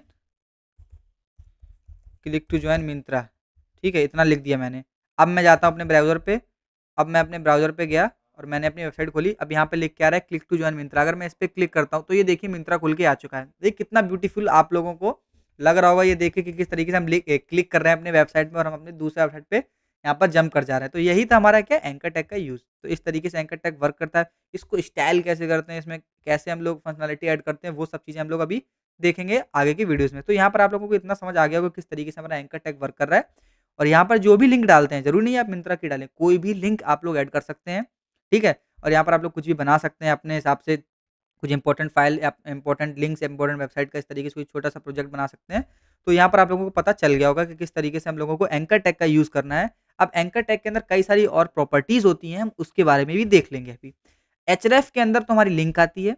अब यहाँ पर एक प्रॉपर्टी आती है टारगेट नाम से, ठीक है? एक प्रॉपर्टी क्या आती है, टारगेट। तो टारगेट का मतलब क्या है वो मैं आपको दिखाता हूँ अभी। सो टारगेट, अब टारगेट के अंदर हमारे पास मेनली जो 4 चीज़ें हैं, एक ब्लैंक है, एक पैरेंट है, एक सेल्फ है, एक टॉप है। ब्लैंक का मतलब क्या होता है, एक नए पेज के अंदर खुलना। अभी हमारा क्या देख रहे थे, जो नॉर्मली था वो हमारे सेम पेज पे ही खुल जा रहा था, जो जिसमें हमारा खुला हुआ था अपना प्रोजेक्ट, और उसी पे ही हमारा क्या खुल जा रहा था, मिंत्रा खुल जा रहा था। लेकिन अगर हम लोग ब्लैंक को सिलेक्ट करते हैं और सेव करते हैं तब देखिएगा क्या होता है, इंपॉर्टेंट है ये। सपोज़ दैट मैंने किया, तो अगर मैं इस पे क्लिक करूँ, ये देखिए नया टैब खुल रहा है यहाँ पर, ठीक है? ये क्या हो रहा है, नया टैब खोल के दे रहा है हमको, ठीक है? ये नया खोल दिया और ये हमारा अलग खुला हुआ है। लेकिन अगर मैं ब्लैंक नहीं करता यहाँ पर, देखिए अभी 1 सेकंड, अगर मैं टारगेट को ब्लैंक नहीं कर रहा था, तो क्या हो रहा था? अगर मैं मान लीजिए टारगेट को यहाँ से ब्लैंक से हटा दूँ और इसको सेव कर दूँ, तब क्या होगा उस कंडीशन में?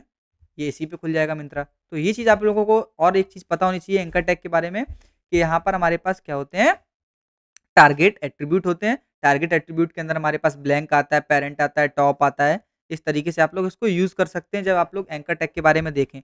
अब एक चीज़ मैंने आपको बताई थी कि आप एचटीएमएल के ट्यूटोरियल को देख सकते हैं। अब मैं आपको बताता हूँ, जैसे एचटीएमएल एट्रीब्यूट था, तो एचटीएमएल एट्रीब्यूट के अंदर एंकर टैग था, ठीक है? काफ़ी सारे थे।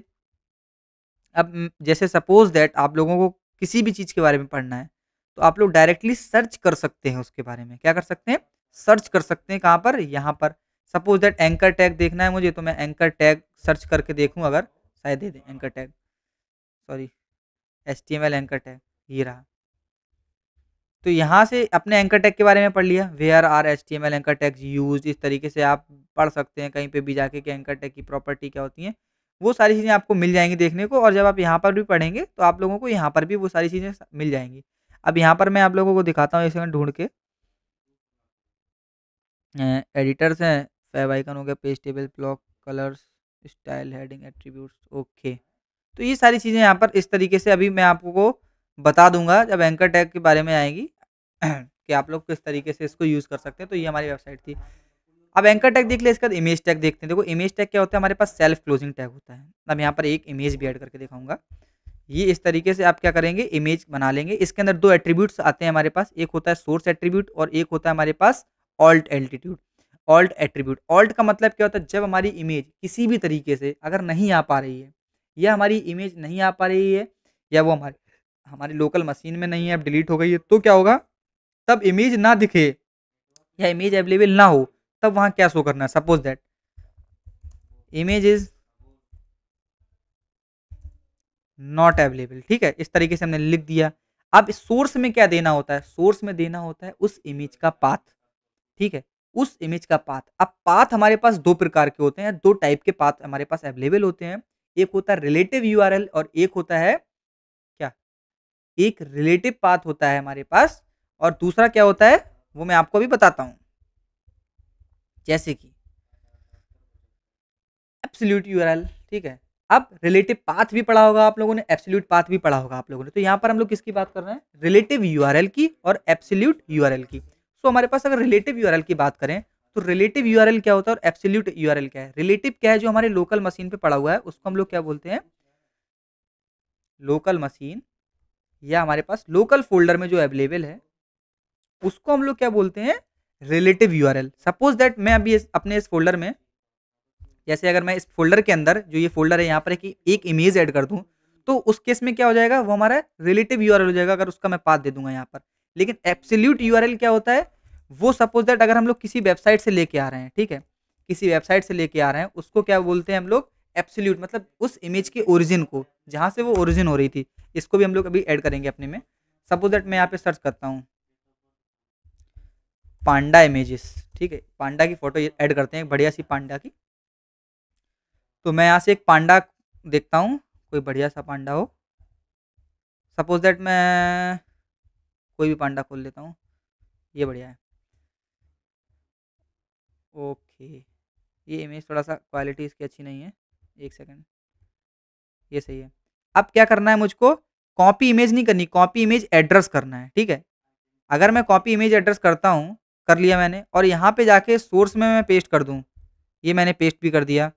ठीक है, तब क्या होगा, इमेज हमारे पास मिल सकती है हमको। ठीक है, कोई एरर होगा तभी नहीं मिलेगी। अब हम लोग देखते हैं अपने फर्स्ट एचटीएमएल में, देखो मिल गई ना। तो ये हमारे पास इमेज कहाँ से आ रही है, हमारे एब्सोल्यूट यूआरएल से आ रही है। ये रिलेटिव यूआरएल से नहीं आ रही, ये एब्सोल्यूट यूआरएल से आ रही है। अब रिलेटिव यूआरएल से किस तरीके से आएगी वो भी मैं आपको करके दिखाता हूँ।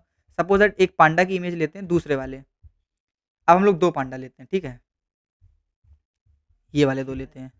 ठीक है, अब इसको हम लोग क्या करते हैं, डाउनलोड करते हैं। सबसे पहले इस 2 पांडा की इमेजेस को डाउनलोड करते हैं, डाउनलोड्स में जाते हैं। अब यहाँ पर मैं क्या करता हूँ, डाउनलोड करता हूँ, यहाँ पे पांडा इमेज, सपोज दैट यहाँ पर पांडा इमेज डाल दे रहा हूँ। ठीक है, अब ये पांडा इमेज जो है ये सेव कहाँ करता हूँ मैं, अपने डायरेक्टरी में ही सेव कर लेता हूँ। ठीक है, डेस्कटॉप पे जाता हूँ, जहाँ पे मैंने ये फ़ोल्डर बना रखा है अपना, उसी में ही सेव कर ले रहा हूँ मैं। कहाँ गया एचटीएमएल कोर्स, ये रहा मेरा डायरेक्टरी, इसमें मैंने सेव कर दिया। तो ये डन हो चुका है मेरा काम। अब यहाँ पर ये देखिए इमेज अपने आप आ चुकी है। आपके वीएस कोड को रिफ्रेश या कट करके स्टार्ट करने की नीड नहीं होती है। ये यहाँ पर आ चुकी है पांडा की इमेज। अब आपको नॉर्मली कुछ नहीं करना, बस इस पूरे यूआरएल को यहाँ से हटाना है, इस कंप्लीट यूआरएल को यहाँ से हटाना है और इसकी जगह आप लोगों को ये जो हमारा रिलेटिव यूआरएल है या रिलेटिव पाथ है वो दे देना है। तो अभी तो हमारे फ़ोल्डर में क्या है, सेम फ़ोल्डर में पड़ी हुई, तो डायरेक्ट हम लोग क्या दे सकते हैं, इमेज दे सकते हो। ये देखिए अपने आप वो फेच कर लिया, अपने आप ले लिया। एंटर मारेंगे तो दूसरा पांडा यहाँ पर हाज़िर हो जाएगा। ठीक है, तो ये वाला पांडा यहाँ पर आ चुका है। ये देखिए 2 पांडा की फ़ोटो हम लोगों को देखने को मिल गई है। सो अब आप लोगों को एक चीज़ और देखनी है, उसके बारे में बात करते हैं अब हम लोग। ठीक है, हम लोगों ने अभी तक जो देख लिया, एंकर टैग देख लिया, इमेज टैग देख लिया। अब इमेज के अंदर कुछ प्रॉपर्टीज़ होती हैं, वो देखते हैं इमेज टैग के अंदर। ठीक है, अब इमेज टैग के अंदर क्या-क्या प्रॉपर्टीज़ होती हैं, इसकी हाइट विड्थ भी दे सकते हैं हम लोग। जैसे कि मैं अगर इसमें हाइट देना चाहूँ, अब इसकी हाइट बढ़ाता हूँ मैं, लगभग करता हूँ मैं 600 पिक्सल। ठीक है, और इसकी जो विड्थ है उसको भी चेंज करता हूँ। ओके, इसकी विड्थ मैं चेंज करता हूँ 500 पिक्सल। अब अगर मैंने ये चेंज किया, देखते हैं हमारे इमेज में कोई डिफरेंस आया। देखिए इमेज कितनी बड़ी हो चुकी है। तो ये प्रॉपर्टीज़ हम दे सकते हैं यहाँ पर ही इमेज में ही मतलब आगे चल के हम लोग सीएसएस का यूज़ करके देने वाले हैं, बट यहाँ पर भी दे सकते हैं। ये प्रॉपर्टीज़ क्या होती हैं, सबसे ज़्यादा प्रायोरिटी पर होती हैं, ठीक है? जो हम लोग इनलाइन स्टाइलिंग करते हैं, इनलाइन का मतलब होता है वहीं के वहीं टैग के अंदर स्टाइलिंग करते हैं, उसकी प्रायोरिटी सबसे ज़्यादा मानी जाती है, वो सबको ओवरकम कर देती है। अगर हम लोग सीएसएस भी जब यूज़ करेंगे, तो उसको भी क्या कर देगी, ओवरकम कर देगी। आप लोगों को ये चीज़ पता होनी चाहिए। सो यहाँ पर हम लोग हाइट विड्थ इसकी हटा दे रहे हैं। इमेज के बारे में हम लोगों ने देख लिया है। अब हम लोग डिस्कस करेंगे नेक्स्ट टैग्स के बारे में, बीआर टैग। सो बीआर टैग क्या है? अब हम लोग क्या करते हैं, एक काम करते हैं, अभी नहीं बनाते प्रोजेक्ट, थोड़ा और करके फिर बनाते हैं। अभी हम लोग नॉर्मली बीआर टैग को देख लेते हैं, ठीक है? अब ये इमेज है, इमेज को रहने देते हैं। 1 सेकंड, इमेज को रहने देते हैं। अब मैं एक क्या बना लेता हूँ, जो अभी आ रहा है इसको रख लेता हूँ, ठीक है? माय फेवरेट फूड्स का एक लिस्ट बनाता हूँ मैं, जिसके अंदर पैराग्राफ टैग लेता हूँ, ठीक है? पैराग्राफ टैग ले लिया, इसके अंदर मैं लिखता हूँ सपोज़ दैट डोसा हो गया। अब यहाँ पर इस तरीके से मैं बना लेता हूँ ये काफ़ी सारे। अब इसके अंदर मैं लिख देता हूँ इडली, ठीक है? पाव भाजी और बटर चिकन, ठीक है? इस तरीके से मैंने लिख दिया, ठीक है? कुछ भी मैंने रैंडम लिख दिए हैं फेवरेट फूड्स में। तो ये हमारे पास क्या होगा, यहाँ पर विज़िबल हो जाएगा। डोसा, इडली, पाव भाजी, बटर चिकन, ये हमारे पास लिस्ट यहाँ पर अवेलेबल हो गई है। अब मैंने आपको बताया बीआर टैग, अगर आप यहाँ पर बीआर टैग का यूज़ करते हैं, सपोज़ दैट बीआर टैग आपने यूज़ किया, तो बीआर टैग का काम क्या है, आप लोगों को लाइन ब्रेक देना। लाइन ब्रेक का मतलब क्या होता है, एक लाइन आप लोगों को एंटर मार देना, बस। एक लाइन एंटर मार देना और सो अगर आप लोग यहाँ पर देखेंगे, सॉरी ये रहा, यहाँ पर देखेंगे, ये रहा। ये देखिए बीच में गैप जनरेट हो चुका है यहाँ पर। ये यहाँ पर गैप जनरेट हो चुका है, ये आप लोगों को दिख रहा होगा। अब ये चीज़ आप लोगों को और बता दूँ मैं, ये आप लोगों को और क्लियर कैसे होगा, आप लोग यहाँ पर इसमें फेवरेट फूड की जगह आप लोग एक बार यूज़ करिएगा, जिसमें बड़ा टेक्स्ट आएगा तो आप लोगों को, हम लोग यूज़ करते हैं लॉरम इप्सम का, ठीक है? या लॉरम का यूज़ करते हैं। लॉरम 30 अगर मैं लिखता हूँ तो यहाँ पर 30 सेंटेंसेस सॉरी 30 वर्ड्स जनरेट करके दे देगा ये। ये मैंने करके दे दिया। अब दूसरा यहाँ पर लॉरम 50 यूज़ कर लेता हूँ मैं। लॉरम 40 यूज़ कर लेता हूँ, तो ये 40 वर्ड्स जनरेट करके दे देगा। ये शॉर्टकट होता है रैंडम वर्ड्स, कुछ भी जनरेट करने के लिए, सेव कर दिया मैंने। अब देखते हैं, तो ये देखिए आप लोगों को डिफरेंस समझ में आएगा यहाँ पर। इनके बीच का डिफरेंस कम है, यहाँ पर एक लाइन ब्रेक और आ गई है। अब अगर मैं और लाइन ब्रेक ऐड कर दूँ, सपोज़ दैट ये मैंने और लाइन ब्रेक ऐड कर दी है, ये देखिए और गैप चला गया। तो बीआर टैग क्या करता है, सेल्फ क्लोजिंग टैग है और लाइन ब्रेक देता है, ठीक है? मैं इसको हटा देता हूँ, लाइन ब्रेक्स को इतना रहने देते हैं। सो मैंने सेव नहीं किया, सेव कर दिया तो लाइन ब्रेक कम हो गया हमारा। अब नेक्स्ट चीज़ क्या है, बीआर टैग आप लोगों ने देख लिया। बोल्ड, इटैलिक और अंडरलाइन क्या है, इसको देखते हैं अब, ठीक है? बोल्ड, इटैलिक और अंडरलाइन क्या है, उसको देखना पड़ेगा। बोल्ड करना है सपोज़ दैट हम लोगों को, हम लोग क्या यूज़ करते हैं, सपोज़ दैट ये हमारे पास लॉरम इप्सम है। यहाँ पर हम लोग क्या करते हैं, सबसे पहले अपना बोल्ड टैग के लिए स्ट्रॉन्ग का यूज़ कर लेते हैं, ठीक है? स्ट्रॉन्ग टैग का यूज़ करते हैं। ये रहा, तो ये स्ट्रॉन्ग टैग में हम लोग डाल देंगे। इसको उठा के क्या करना है, जितने-जितने पोर्शन में आप लोगों को यूज़ करना है वहाँ-वहाँ कर दो। तो ये मैंने इतनी चीज़ को स्ट्रॉन्ग कर दिया। अब नेक्स्ट चीज़ लेता हूँ, जिसको मैं करने वाला हूँ क्या, इटैलिक करने वाला हूँ।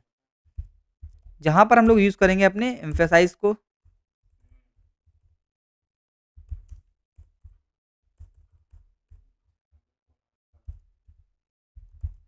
ये क्या है हमारे पास, ये काम आएगा इटैलिक के लिए, ठीक है? जितने पोर्शन को इटैलिक करना है, ये उतने पोर्शन को क्या करके दे देगा, इटैलिक करके दे देगा। अब नीचे हम लोग क्या करके देखते हैं, अंडरलाइन करके देखते हैं, ठीक है? तो ये हमारे किसके काम आएगा, अंडरलाइन के काम आएगा। तो जितने पोर्शन को अंडरलाइन करना है, उसको उठा के किस में डाल दो, अंडरलाइन में डाल दो। तो ये हमारे पास तीनों प्रॉपर्टी हो गई। ये आप लोग देख सकते हैं, आप लोगों को साफ-साफ यहाँ पर रिज़ल्ट दिख रहा होगा। Lorem ipsum, dolor, sit, amet, इस मतलब रैंडम वर्ड्स हैं, लेकिन इतने पोर्शन को हम लोगों ने स्ट्रॉन्ग किया है, इतने पोर्शन को हम लोगों ने अंडरलाइन किया है और इतने पोर्शन को हम लोगों ने क्या किया है, इटैलिक किया। तो ये थी प्रॉपर्टीज़ कुछ हमारी, ठीक है? किस तरीके से टेस्ट के साथ खेल सकते हैं। अब इसी तरीके से आप बिग एंड स्मॉल टैग को अपने से करके देखिएगा। ये क्या है, खुद से ट्राई करना है, ठीक है? ये आप खुद से ट्राई करिए। 1 सेकंड, इधर कहाँ गया? ये आप खुद से ट्राई करिएगा, थोड़ा-सा मज़ा आएगा आपको भी।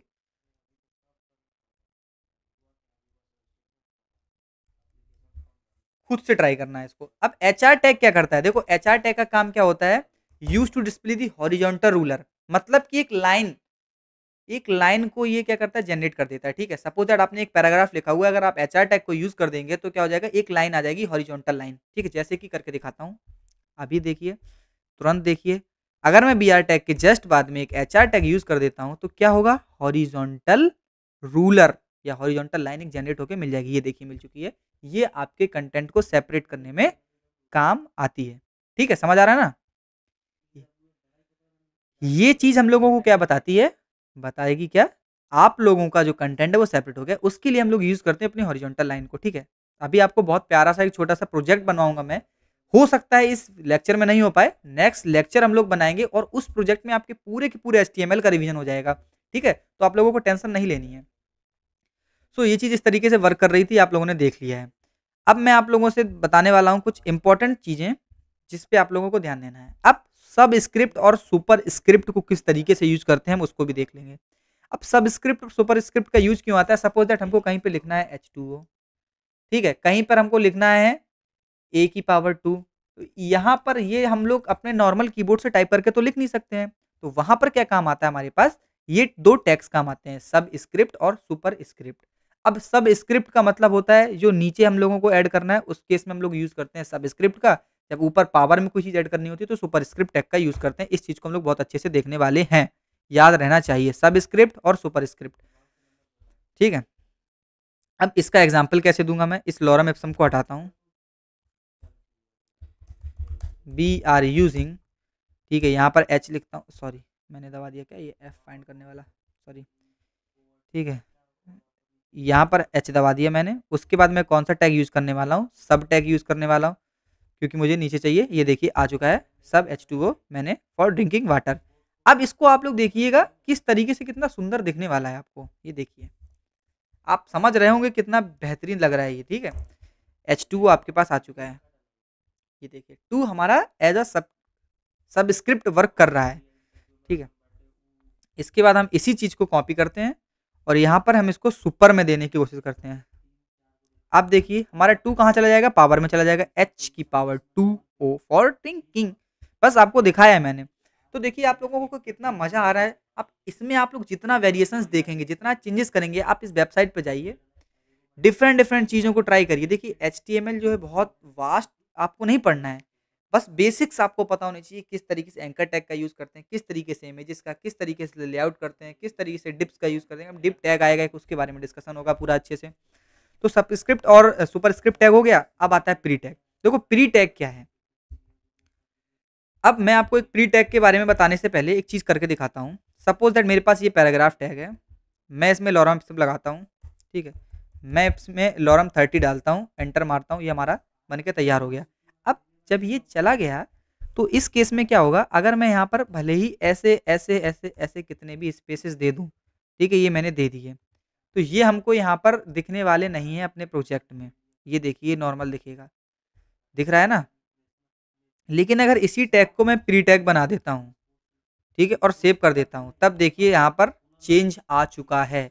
Means when you need the text as you written in inside the pre tag, then sorry, when you need the text as you written on the VS Code, then you have to use the pre tag. Okay, it means that when you are using the paragraph tag, then it doesn't see the white spaces and the line breaks, वो सारी चीज़ों को नहीं देखता। But when you are using the pre tag, then it copies the whole indentation of the text as which is written in the VS Code. So that's why sometime we are need to uh, write the text in the different form and different types. So that's why we use the pre tag. So all of you please understand the difference between the paragraph tag and the pre tag. Okay. When you want the as it is code as you written on the when you want the text as which is written in the VS Code, then you have to use the pre tag, and if you want the normal tag text, then you have to use the paragraph tag. This is the difference between the paragraph tag and the pre tag. So we have to move on the next topic. So next tag हमारे पास क्या होगा, या next topic जो होगा हमारे पास वो क्या है, पेज लेआउट टेक्निक्स। ठीक है, अब पेज लेआउट टेक्निक्स क्या है, ये हमारे पास किस में आती है, हमारे पास HTML5 में आया है। ठीक है, इसको हम लोग क्या बोलते हैं, सिमेंटिक टेक्निक्स भी बोलते हैं, सिमेंटिक टैग्स भी बोलते हैं, जिनको हम लोग यूज़ करते हैं। ये हमारे पास HTML5 में आए थे सारे के सारे अपडेट्स में सिमेंटिक टैग्स। अब देखिए सिमेंटिक टैग्स क्यों आए, इनके आने का रीज़न क्या था। देखिए सपोज़ दैट हम जो पहले वेबसाइट लेआउट की जाती थी, उसको हम लोग किसके बेसिस पे करते थे, जो सबसे इम्पोर्टेंट हमारे पास एक टैग था वो था डिव टैग। डिव टैग क्या होता है, एक कंटेनर की तरह वर्क करता है, ठीक है? तो वहाँ पर क्या हो रहा था कि जो भी हमारा कंटेंट था, वहाँ पर हम लोग डिफरेंशिएट नहीं कर पा रहे थे। लेकिन जब हमारे पास सिमेंटिक टैग्स आए, तो वहाँ पर एक पर्टिकुलर सेक्शन के लिए पर्टिकुलर टैग हम लोगों को दिया गया, जिसकी वजह से हमारे पास जब हमारी वेबसाइट रैंक करती है, एसईओ में जाती है, तो वहाँ पर वो क्या करती है, उस सेक्शन के थ्रू वो बहुत ही ज़्यादा तेज़ी से वहाँ पर ग्रो कर सकती है। सपोज़ दैट अभी हम लोग क्या बनाएँगे, डिव बनाएँगे, ठीक है? और एक नहीं कई सारी डिव का यूज़ करेंगे, अगर हम लोग सिमेंटिक टैग्स का यूज़ नहीं कर रहे हैं। बट अगर हम लोग सिमेंटिक टैग्स का यूज़ कर रहे हैं, तो क्या होगा, हमारे पास एक फुटर नाम से एक टैग होगा, ठीक है? एक हेडर नाम से टैग होगा, एक हमारे पास असाइड नाम से होगा, एक आर्टिकल नाम से। तो सपोज़ दैट जब हमारी वेबसाइट यहाँ पर पूरी की पूरी रेंडर होगी, तो वहाँ पर क्रोम या ब्राउज़र जो होगा उसको काफ़ी अच्छे से रेंडर करेगा, क्योंकि उसको पता होगा कि हाँ, सेक्शन ये जो है इसके अंदर क्या रहने वाला है, ये मेन सेक्शन है, ये हमारा असाइड सेक्शन है, article section. But when we are using div, then it is very much difficult to just the content of the website, कि हमारा जो वेबसाइट का कंटेंट है वो कहाँ से आ रहा है, कैसे आ रहा है, कैसे लेआउट हो रहा है, वो थोड़ा-सा टाइम टेकिंग प्रोसेस होता है। बट जब हम लोग सिमेंटिक टेक्स्ट का यूज़ करते हैं, तो वो प्रोसेस जो होता है वो बहुत ही कम टाइम में हो जाता है, क्योंकि चीज़ें पहले से ऑर्गनाइज़ करके ही एचटीएमएल ने रख दी है हमारे लिए। इसीलिए हम लोग सिमेंटिक टेक्स्ट का यूज़ करते हैं। इसमें सबसे पहला हमारे पास जो आता है वो हेडर होता है, फिर मेन टैग होता है, फिर फुटर होता है। हेडर का मतलब क्या होता है, जो भी हमारे वेबसाइट में सबसे ऊपर सबसे पहली चीज़ दिख रही है, उसको हम लोग क्या बोलते हैं, हेडर बोलते हैं। उसके बाद जो हमारा एक मेन सेक्शन रहता है, उसको हम लोग मेन बोलते हैं, और हमारे पास जो सबसे नीचे का सेक्शन होता है, उसको फुटर बोलते हैं। सपोज़ दैट अगर हम लोग देखें अपनी वेबसाइट को, मिंत्रा की वेबसाइट को देखें, हम लोग भी एक अपना वेबसाइट बनाएँगे अच्छा-सा, उसमें मैं आप लोगों को बताऊँगा। सपोज़ दैट ये जो हमको दिख रहा है सबसे ऊपर सेक्शन, अरे मेन पेज से क्यों हटा दिया? ठीक है, तो ये जो सबसे ऊपर हम लोगों को सेक्शन दिख रहा है, ये रहा, ये क्या है, हमारा नैव बार है। तो हम लोगों को सिमेंटिक टेक्स्ट में HTML5 ने एक नैव बार टैग ही दे दिया है पूरा, कि आप अपना नैवबार टैग यूज़ करिए, इसमें अपना नैवबार सेक्शन बनाइए अच्छे से, कोई प्रॉब्लम नहीं है। इस तरीके से ये जो ये वाला सेक्शन है, ये जिसमें लिखा हुआ है, ये पूरा इमेज लगा हुआ है, ये क्या हमारा मेन सेक्शन है, जो कि यूज़र को सबसे फर्स्ट व्यू में दिखने वाला है वेबसाइट में, उसको क्या बोलते हैं हम लोग, मेन सेक्शन। जहाँ पर हम लोग यूज़ करने वाले हैं अपने मेन टैग को, ठीक है? तो इसी तरीके से नैपबार टैग हो गया, मेन टैग हो गया। अब सपोज़ दैट हम लोग नीचे सेक्शन में आते हैं। अब सपोज़ दैट हमको यहाँ पर कोई ऐड चलाना है, ठीक है? तो ऐड चलाना है, तो हम लोग वहाँ पर किस चीज़ का यूज़ करते हैं, एक आर्टिकल टैग होता है जैसे, तो एड्स के लिए हम लोग आर्टिकल टैग का यूज़ कर सकते हैं। तो ज वो चीज़ हम लोगों को फ़ायदा कहाँ पे करेगी, सपोज़ दैट अपने वेबसाइट को हम लोग डिप्लॉय करेंगे। डिप्लॉय करने का मतलब क्या होता है, जब वो वेबसाइट हमारी कंप्लीटली वर्किंग हो जाएगी, और उसको हम लोग क्या करेंगे, क्रोम पे कहीं से भी किसी भी तरीके से हम उसको क्या कर सकते हैं, देख सकते हैं। उसको हम लोग डिप्लॉयमेंट कर सकते हैं कि वर्किंग वेबसाइट जो है हमारा, वो कंप्लीटली हमारे पास किसी भी ब्राउज़र पे रन हो सके, ठीक है? तो जब हम लोग वो चीज़ करेंगे, तो वहाँ पर जो हमारी रेंडरिंग स्पीड होती है, वो क्या होती है, बढ़ जाती है। किसके थ्रू, जब हम लोग सिमेंटिक टेक्स्ट का यूज़ करते हैं। तो ये चीज़ आपको पता होनी चाहिए। इस तरीके से बहुत सारे टैग होते हैं। मैंने आपको 2-3 बताए हैं अभी, हेडर, मेन, फुटर। फुटर तो आप लोग जानते होंगे, इसमें फुटर दिखा दे रहा हूँ आपको, मिंत्रा की वेबसाइट में कहाँ गया? ये हमारा क्या है, फुटर है। ये जो भी दिख रहा है आपको, ये क्या हमारा मिंत्रा की वेबसाइट का फुटर है। अब इसमें आप लोगों को नेक्स्ट चीज़ क्या है, सेक्शन टैग हो गया, आर्टिकल टैग हो गया, असाइड टैग, इन सारे टैग्स को आप लोगों को यूज़ करके देखना है, ठीक है? अब मैं आपको कुछ टैग्स का यूज़ करके दिखाता हूँ, ठीक है? सपोज़ दैट अगर हम लोग नॉर्मल वेबसाइट बनाते हैं, इस वाले प्रोजेक्ट को थोड़ा-सा हम लोग हटाने की कोशिश करते हैं, पूरा का पूरा क्लियर करते हैं, और मैं आप लोगों को एक नया प्रोजेक्ट बना के दिखाता हूँ सिमेंटिक टैग्स की हेल्प से। सॉरी, ये पूरा का पूरा यहाँ से क्लियर करना है सबसे पहले। कुछ शॉर्टकट्स हैं, वो भी मैं आपको बताऊँगा। इसके लिए एक हम लोग स्पेशल वीडियो रख सकते हैं, जहाँ पर मैं वीएस कोड के सारे शॉर्टकट्स और पूरा का पूरा वीएस कोड जो है आप लोगों को मैं अच्छे से रेडी करा दूँगा, कि आप लोग डेवलपमेंट के लिए अच्छे से उसको सेटअप कर सकते हैं, ठीक है? तो सबसे पहले हम लोग क्या देखने वाले हैं, अपने नैप बार को देखने वाले हैं। तो हम लोग सपोज़ दैट अपनी एक छोटी-सी वेबसाइट बनाते हैं, ठीक है? उसमें हम लोग लिखते हैं एक-एक करके सारी चीज़ों को। सो सपोज़ दैट मैंने अपना नैप बार बनाया, ठीक है? अब नैप बार क्या होगा हमारे पास, किस टैग को यूज़ करेगा? नैप टैग को, या नैप बार टैग को, कुछ भी बोल दो, ठीक है? हम लोग नैप टैग यूज़ कर रहे हैं यहाँ पर। अब यहाँ पर नैप टैग के अंदर क्या रहते हैं, कुछ-कुछ यहाँ पर मेनू आइकन रहते हैं, हमारे पास कुछ-कुछ बटन्स रहती हैं, उनका यूज़ करते हैं। तो यहाँ पर सपोज़ दैट मैं एक एंकर टैग ले रहा हूँ, जो कि जिसमें हम लोग अपने चीज़ों को लिख सकते हैं, ठीक है? सपोज़ दैट मैंने इस तरीके से अपना एंकर टैग ले लिया, जिसमें मैं होम लिख दे रहा हूँ। अभी इसको इंडेंट कर लेते हैं थोड़ा-सा। तो इस तरीके से मैं आपको ये शॉर्टकट बता दूँगा किस तरीके से कॉपी लाइन डाउन हो जाता है, ठीक है? किसी भी लाइन को कॉपी करना है, तो मैंने अपने में सेट कर रखा है कंट्रोल डी, तो वो किस तरीके से सेट होता है वो मैं आपको बताता हूँ अभी, ठीक है? तो होम हो गया, इस तरीके से मैंने सपोज़ दैट बना दिया, तो ये क्या हमारा एक नैप बार सेक्शन बन गया। इसी तरीके से मुझको एक मेन सेक्शन बनाना है अगर, तो ये हम लोग मेन टैग का यूज़ करेंगे। मेन सेक्शन के अंदर सपोज़ दैट मुझे यूज़ करना है एक इमेज, ठीक है? तो मैंने एक इमेज लिया, इसका सोर्स हम लोग डाल दे रहे हैं पांडा वाला ही, ठीक है, तो पांडा की मैंने एक इमेज यूज़ कर ली और इसके साथ-साथ मैं क्या कर रहा हूँ, एक अपनी हेडिंग लगा दे रहा हूँ। हेडिंग क्या है? This is the my main page. ठीक है, तो ये मैंने क्या कर दिया, अपना एक बना दिया बेसिक वेबसाइट। ठीक है, जहाँ पर एक नैव बार है, एक मेन सेक्शन है। अब इसके बाद क्या कर रहा हूँ मैं, इसमें डायरेक्टली फुटर ऐड कर रहा हूँ। मैं आपको बस इस सिमेंटिक टैग का यूज़ बता रहा हूँ, ठीक है, कि किस तरीके से इसका यूज़ केस आप लोगों को लेना है, बस। ठीक है, सो अब फुटर, फुटर में बेसिकली क्या रख सकते हैं हम लोग, अपनी ईमेल रख सकते हैं। ईमेल को हम लोग क्या अभी लिख देते हैं अपने किसमें, सॉरी, ईमेल लिखने की नीड नहीं है, कॉपीराइट वाला लिखते हैं। ठीक है, तो पैराग्राफ के अंदर कॉपीराइट सपोज कुछ भी लिख दो। यहाँ पर आप अपना मोबाइल नंबर लिख सकते हैं। ठीक है, तो एक स्पैन टैग होता है, अभी वो भी बताने वाला हूँ, और सबसे कुछ इंपॉर्टेंट चीज़ें हैं जो आप लोगों को समझनी है। ठीक है, इंप्लीमेंट करने से ज़्यादा उनका मतलब समझना है, वो अभी मैं आपको बता रहा हूँ।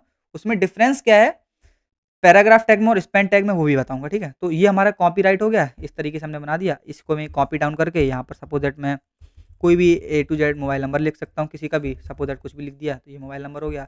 अभी हमारी वेबसाइट हो गई। अब ये किस तरीके से दिख रही है, इसको देखना होगा। ये देखिए, ये आपको एक बेसिक वेबसाइट दिख रही होगी। ये हमारा देखिए नैप बार में 5 मिनट जो है, इसको और मैं करेक्ट कर देता हूँ, सबको अलग-अलग नाम दे देता हूँ, तो और अच्छा लगेगा आपको।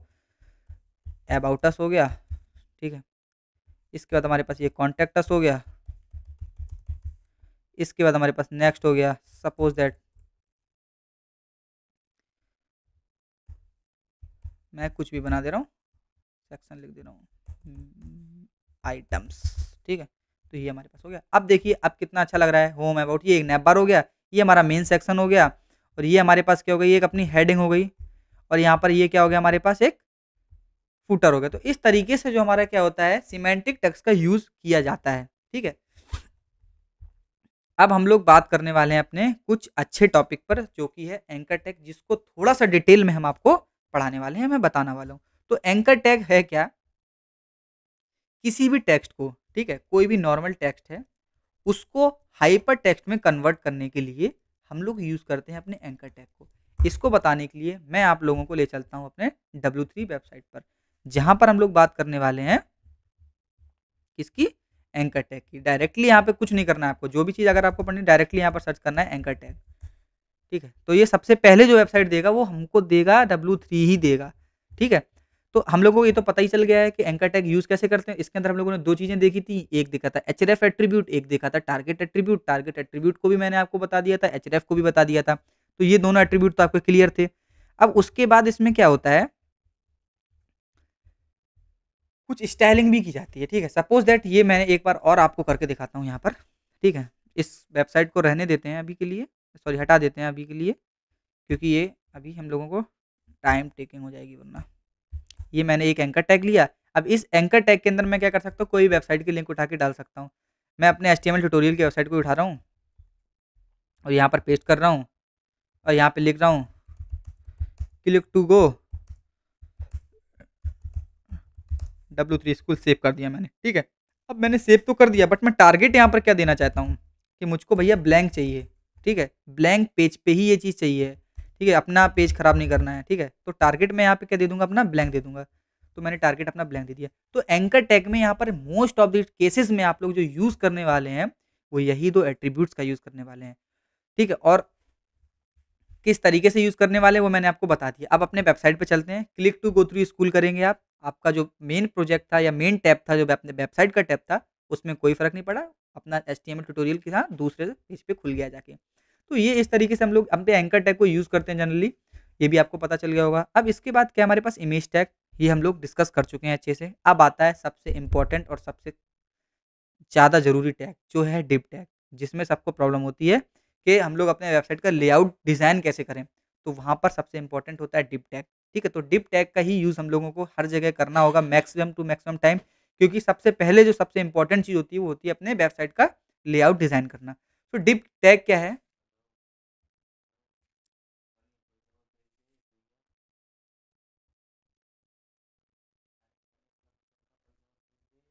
Working working as a container. ये डिव क्या है, एक कंटेनर की तरह वर्क करता है। ठीक है, div tag in HTML Vercel commonly used container element that groups other HTML together. इसके अंदर हम लोग कई सारे एचटीएमएल टैग्स को लिख सकते हैं। एग्जाम्पल देखना होगा आपको, कुछ नहीं करना है। अगर मैं यहाँ पर एक डिव टैग बनाता हूँ, इसके अंदर मैं क्या कर सकता हूँ, कितने भी एंकर टैग्स बना सकता हूँ। मैं इसको कॉपी कर रहा हूँ, इसको पेस्ट कर रहा हूँ, इसको पेस्ट कर रहा हूँ, इसको पेस्ट कर रहा हूँ, इसको पेस्ट कर रहा हूँ। मैंने पेस्ट करता चला गया यहाँ पर, ये कुछ नहीं, ठीक है। तो ये मैं पेस्ट करता चला गया, अपनी साइट पे विज़िट करते हैं, ये देखिए। लेकिन अब आपको ये चीज़ पता होनी चाहिए, जो डिव टैग होता है, ये क्या करता है हमारे पास ब्लॉक लेवल एलिमेंट है ये। It is a block level element. इसमें क्या याद रखना है, ये ब्लॉक लेवल एलिमेंट है।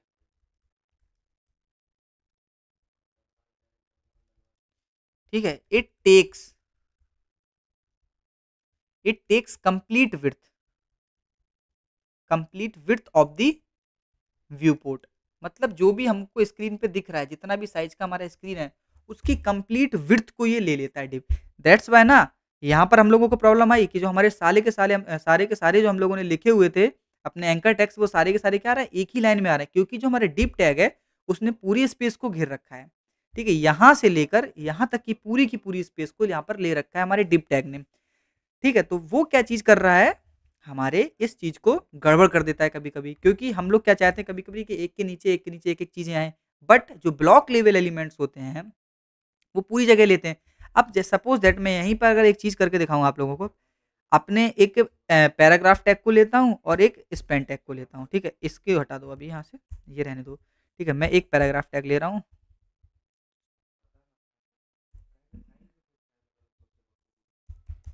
हे गाइस, तो मैं यहाँ पे हे गाइस लिखता हूँ, सपोज़ दैट कंट्रोल डी, तो ये पैराग्राफ्स हो गए। अब यहाँ पर मैं ब्रेक देता हूँ, ठीक है, फिर से ब्रेक दे रहा हूँ, इसके बाद मैं यूज़ कर रहा हूँ स्पैन टैग। ये मैं आप लोगों को ब्लॉक लेवल और इनलाइन लेवल एलिमेंट के बारे में डिफरेंस बताने के लिए थोड़ा-सा ट्राई कर रहा हूँ।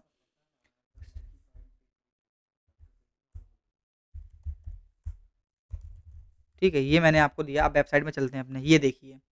अब आपको एक चीज़ पता होनी चाहिए, जो पैराग्राफ है, 1 सेकंड हल्का-सा मैं इसको ज़ूम करता हूँ। जो पैराग्राफ है, हाय गाइस मैंने किस में डाला? पैराग्राफ में डाला। ये हाय गाइस मैंने किस में डाला? पैराग्राफ में डाला। ये हाय गाइस मैंने डाला किसमें? पैराग्राफ में। भले ही मैंने इनको एक के नीचे एक लिखा था, ठीक है? लेकिन ये साइड बाय साइड नहीं आए, क्योंकि ये क्या है, ब्लॉक लेवल एलिमेंट है। ये पूरी स्पेस यहाँ से लेके पूरा यहाँ से स्टार्ट करके ये पूरा यहाँ तक का स्पेस इन्होंने घेर रखा है। ठीक है, यहाँ से लेके पूरा यहाँ तक का स्पेस इन्होंने घेर रखा है, यहाँ से लेके यहाँ तक का पूरा स्पेस।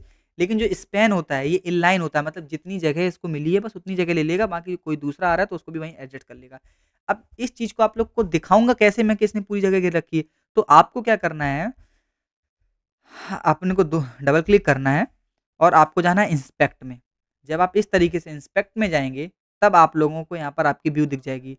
ठीक है? अब आप लोगों को यहाँ पर क्लिक करना है इस एरो पर, ठीक है? जहाँ से हम लोग एलिमेंट को सिलेक्ट करते हैं, इस एरो पे क्लिक करना है। अब आप अपने एक एलिमेंट को सिलेक्ट करेंगे। तो देखिए यहाँ पर ये दिख रहा है आपको कि ये पैराग्राफ टैग है, इसका कलर क्या है, इसका मार्जिन क्या है, ये सारा, और इसने देखो जो ब्लू-ब्लू दिख रहा है, ये पूरी देखिए इसने विड्थ को घेर रखा है। पूरी विड्थ, पूरी की पूरी विड्थ है। अब अगर आप यहीं पे इसमें चले जाएँगे, तो ये देखिए सिर्फ़ जितनी जगह में लिखा हुआ है बस उतनी की उतनी उसने विड्थ ले रखी है। तो यहाँ से आप लोग को पता चल जाना चाहिए कि ब्लॉक लेवल में और इनलाइन लेवल में क्या डिफ़रेंस है।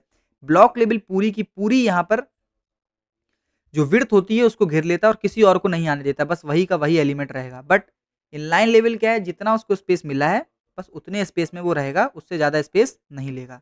ठीक है, तो ये है, इंस्पेक्ट का यूज़ हम लोग इसी तरीके से करते रहेंगे। इंस्पेक्ट की हेल्प से हम लोग सारी चीज़ों को अच्छे से कर सकते हैं, ठीक है? इतना आप लोगों को समझ में आ गया होगा कि इंस्पेक्ट का यूज़ हम लोग कितने अच्छे से करके यहाँ पर सारी चीज़ों को देख सकते हैं। जैसे ये देखिए यहाँ पर एंकर टैग था, तो यहाँ से एंकर टैग पता चल रहा है कि देखिए हम लोगों ने एंकर टैग को किस तरीके से यूज़ किया हुआ है। ये पूरे डिव का है, तो ये देखिए डिव ने पूरी जगह घेर रखी है, ठीक है? बट अगर मैं एक इसकी बात कर रहा हूँ, तो ये एक क्या है, जितनी जगह इसको मिलनी चाहिए उतनी जगह ले रखी है, बट ये पूरा डिव ने क्या है, पूरी जगह, क्योंकि ये ब्लॉक लेवल है। यहाँ पर ये था एंकर टैग, इस तरीके से ये रहा। तो इस तरीके से चीज़ें हैं जो हम लोगों को पता होनी चाहिए, अच्छे से पता होनी चाहिए। अब हमारे पास क्या आता है नेक्स्ट चीज़, डिव टैग हो गया, स्पैन टैग मैंने बता दिया। ये क्या है हमारे पास, इनलाइन इनलाइन लेवल एलिमेंट है।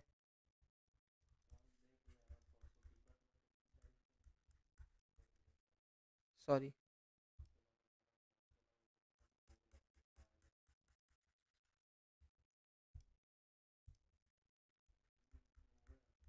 जितना स्पेस नीडेड होगा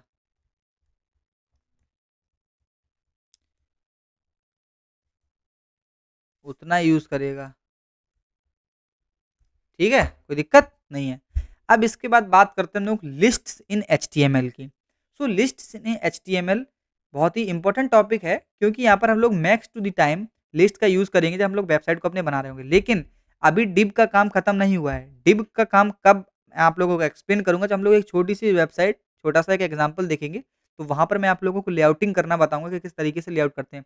क्योंकि डिव का असली आप लोगों को जो काम पता चलेगा या लेआउट पता चलेगा, वो कब पता चलेगा, जब आप लोग उसके साथ सीएसएस को भी यूज़ करेंगे, ठीक है? तब मैं आप लोगों को अच्छे से समझा पाऊँगा कि डिव किस तरीके से लेआउट में वर्क करता है। तो अब हम लोग देखते हैं अपने लिस्ट के बारे में। सो लिस्ट हमारे पास यहाँ पर 2 टाइप की होती हैं, एक ऑर्डर्ड लिस्ट होती है और एक हमारे पास क्या होती है, अनऑर्डर्ड लिस्ट होती है। अब ऑर्डर्ड लिस्ट और अनऑर्डर्ड लिस्ट में क्या डिफरेंस है, वो मैं आपको बताता हूँ। अगर मैं ऑर्डर की बात करता हूँ, सपोज़ दैट मैंने कहा अपने आप फेवरेट फूड बताइए, तो सपोज़ दैट मैंने बताया डोसा, तो ऐसे फर्स्ट नंबर लिखा मैंने, सेकंड नंबर लिखा, थर्ड नंबर। मैंने बताया डोसा, तो आपने इस तरीके से लिख दिया डोसा।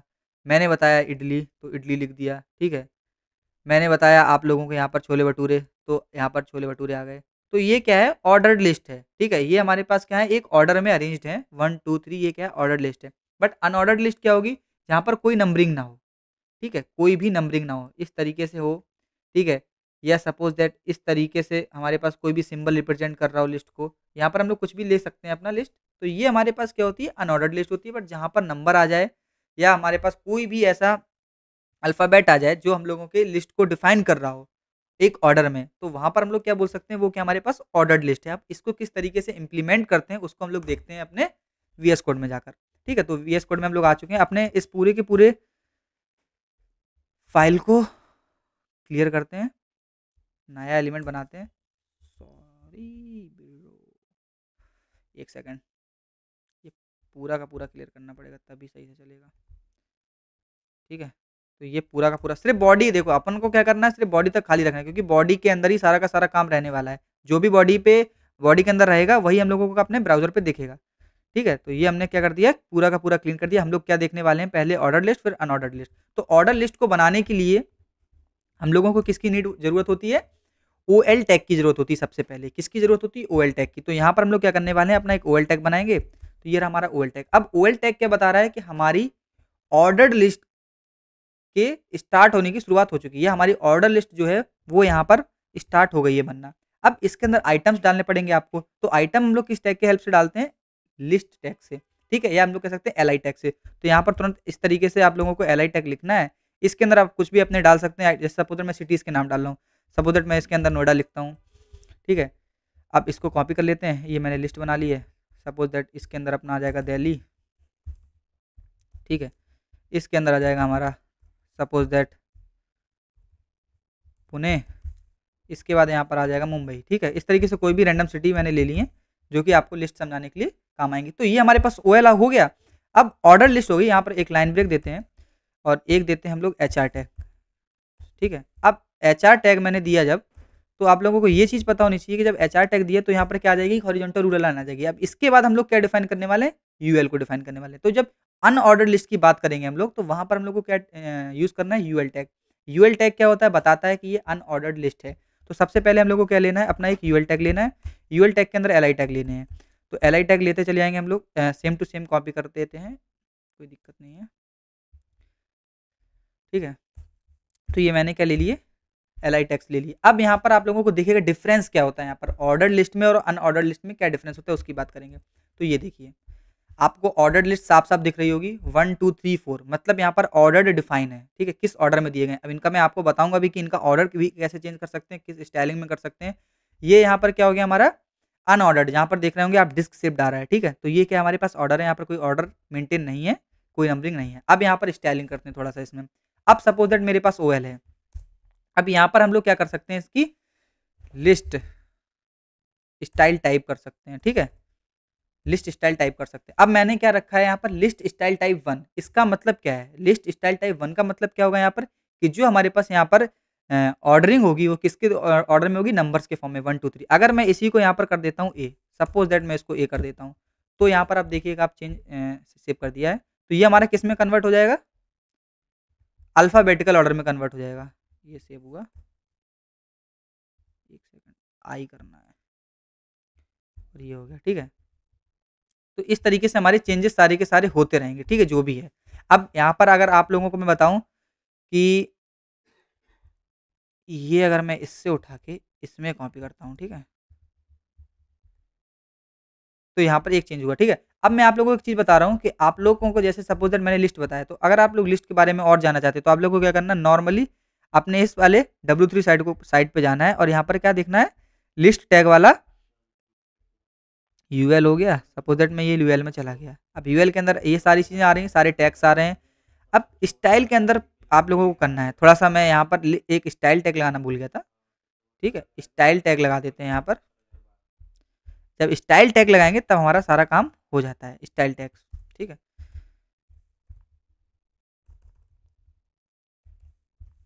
स्टाइल टैग लगाएँगे, फिर हम लोग यूज़ कर देंगे अपना लिस्ट स्टाइल टाइप, जिसके अंदर हम लोग डाल सकते हैं, ये तो ऑर्डर्ड लिस्ट है ना, तो ऑर्डर्ड लिस्ट के अंदर हम लोग डालते हैं, तो सपोज़ दैट ये डाल के देखते हैं, ठीक है?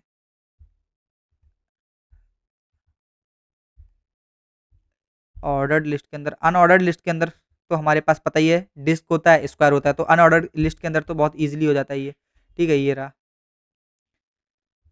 उसके अंदर भी हो जाएगा, ये रहा, ठीक है? अब इसके अंदर हम लोग क्या कर रहे हैं, स्क्वायर कर रहे हैं अभी, ठीक है? अभी के लिए स्क्वायर कर रहे हैं, तो ये स्क्वायर में चेंज हो जाना चाहिए, ये देखिए, ये हमारे पास स्क्वायर में चेंज हो चुके हैं सारी की सारे यहाँ पर अनऑर्डर्ड लिस्ट। अब जो ये टाइप है, अब इसमें हम लोग क्या कर सकते हैं, डेसिमल में अगर हम लोग जाना चाह रहे हैं, तो ये हम लोग डेसिमल में चले जाएँगे क्या?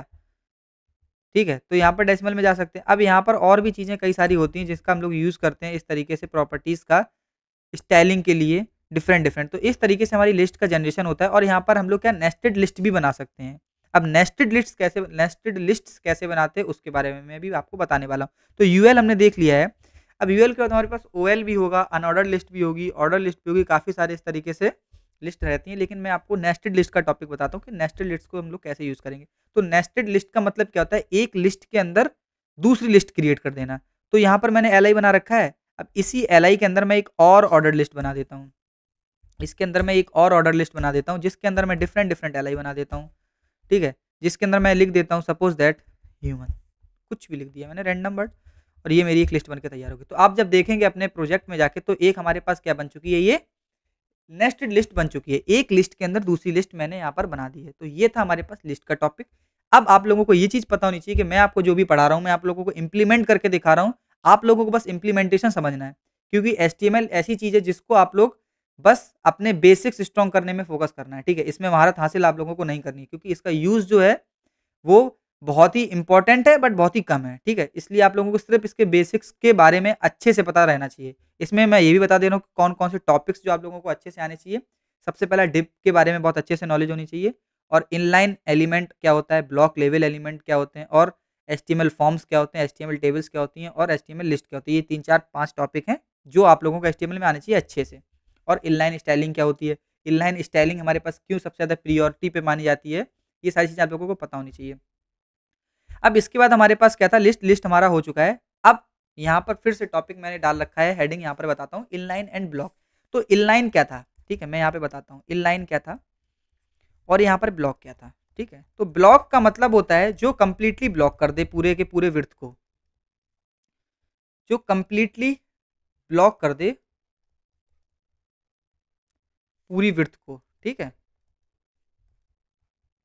जो कंप्लीटली ब्लॉक कर दे पूरी विड्थ को, वो होता है ब्लॉक लेवल। सपोज दैट मैंने क्या बनाया, एक डिव बनाया और हमारी पूरी की पूरी स्क्रीन पे वो मतलब क्या करेगा, उस स्पेस में सपोज दैट मैंने भले ही लिखा वहाँ पर सिर्फ हाय है, लेकिन उसके आगे मैं कुछ नहीं लिख सकता। पूरी की पूरी स्पेस क्या रह जाएगी, खाली रह जाएगी क्योंकि वो पूरी की पूरी विड्थ को क्या कर लेगा, हमारी जो स्क्रीन होती है उसकी पूरी की पूरी विड्थ को क्या कर लेगा, खुद की खुद अटेन कर लेगा।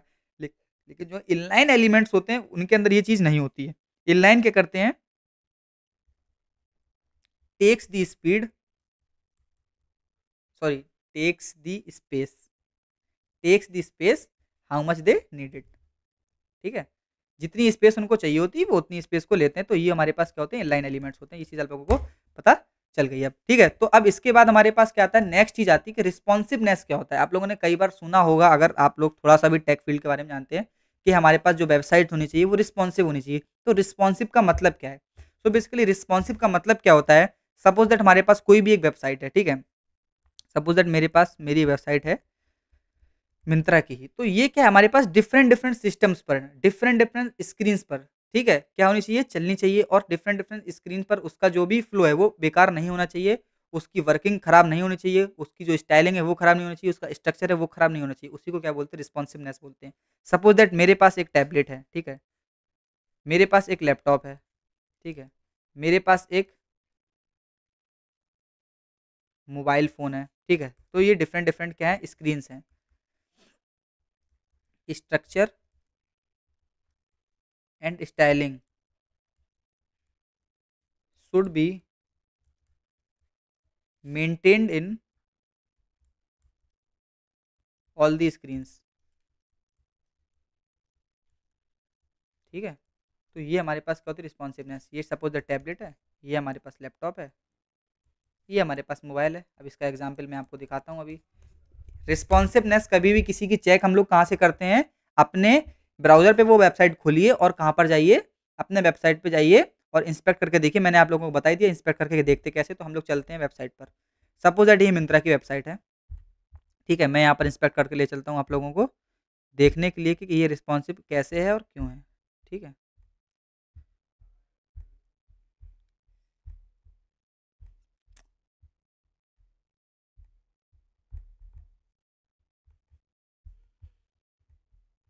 ये रहा, ठीक है? तो अब देखिए, ये आप लोगों को दिख रहा होगा कि किस तरीके से जैसे-जैसे मैं इसकी स्क्रीन साइज़ को चेंज कर रहा हूँ, वैसे-वैसे ही इसका स्ट्रक्चर भी ऑटोमैटिकली चेंज हो रहा है। अब रिस्पॉन्सिवनेस में सबसे इम्पोर्टेंट कौन-कौन से फैक्टर होते हैं, वो भी याद रखना क्योंकि आगे आप लोगों को रिस्पॉन्सिव डिज़ाइन बनाना ही सीखना है। सबसे इम्पोर्टेंट यहाँ पर अगर कोई चीज़ आती है, वो होती है फ़ॉन्ट साइज़। अगर आप लोग फ़ॉन्ट साइज़ अच्छे से नहीं देंगे, तो आपकी वेबसाइट जो होगी वो ऑटोमैटिकली डिस्टर्ब ही बनेगी, ठीक है? तो सबसे पहले फ़ोकस जो रखा जाता है, वो उसके फ़ॉन्ट साइज़ेज़ पर रखा जाता है क्योंकि सपोज़ दैट हम कोई भी कंटेनर बनाते हैं और उस कंटेनर के अंदर हम लोग डिफरेंट डिफरेंट हेडिंग्स का यूज़ करते हैं, पैराग्राफ्स का यूज़ करते हैं, तो वहाँ पर हम लोगों को उनके फ़ॉन्ट साइज़ को मेंटेन करना होता है, ठीक है? उसके बाद वेबसाइट का स्ट्रक्चर हम लोगों को मेंटेन करना होता है कि किस चीज़ का साइज़ कितना रखना है या किस चीज़ का साइज़ हम लोग किस डायमेंशन में दें या किस क्वांटिटी को यूज़ करें हम लोग, तो वो सारी चीज़ों को हमको दिखा ध्यान रखना होता है, तभी हमारी जो डिज़ाइन होती है वो रिस्पॉन्सिव बनती है। अब रिस्पॉन्सिव बनाने के लिए हम लोगों को एडिशनल क्या चीज़ें करनी होती हैं, वो हम लोग सीएसएस में देखेंगे। तो यहाँ पर मैं आपको दिखाता हूँ कि रिस्पॉन्सिव का एग्ज़ैक्टली मतलब क्या है, ये देखिए। मैं जिस साइज़ में यहाँ पर करूँगा, उस साइज़ में ये वेबसाइट कंप्लीटली हम लोगों को एज़ इट इज़ विज़ुअल दिखाने लगेगी, ठीक है? अब यहाँ पर एक रिस्पॉन्सिवनेस का कंप्लीटली सेक्शन भी होता है। यहाँ पर आप लोग डिवाइसेज़ के अकॉर्डिंग सिलेक्ट कर सकते हैं कि किस डिवाइस में आप लोगों को रिस्पॉन्सिव सपोज़ दैट यहाँ पर मैं किसमें देख आईफ़ोन 12 प्रो में देखना चाहूँ, तो उसमें ये देखिए website completely as it is दिखेगी, ठीक है? सपोज़ दैट मैं दूसरा चेंज करता हूँ यहाँ पर, मैं किसमें देखता हूँ, आईपैड प्रो में देखना चाहता हूँ, तो ये देखिए वहाँ पर इस तरीके से इन लोगों ने रिस्पॉन्सिव बना रखा है। तो ये होता है रिस्पॉन्सिवनेस कि हमारी जो वेबसाइट है वो डिफरेंट डिफरेंट स्क्रीन्स में किस तरीके से अपने स्ट्रक्चर को मेंटेन कर रही है और अपनी जो भी फंक्शनैलिटी है उसको मेंटेन रख रही है, वहाँ पर उसका अलाइनमेंट खराब नहीं हो रहा है। उसको हम लोग क्या बोलते हैं? रिस्पॉन्सिवनेस बोलते हैं। सो ये था हमारा कि रिस्पॉन्सिवनेस होती क्या है।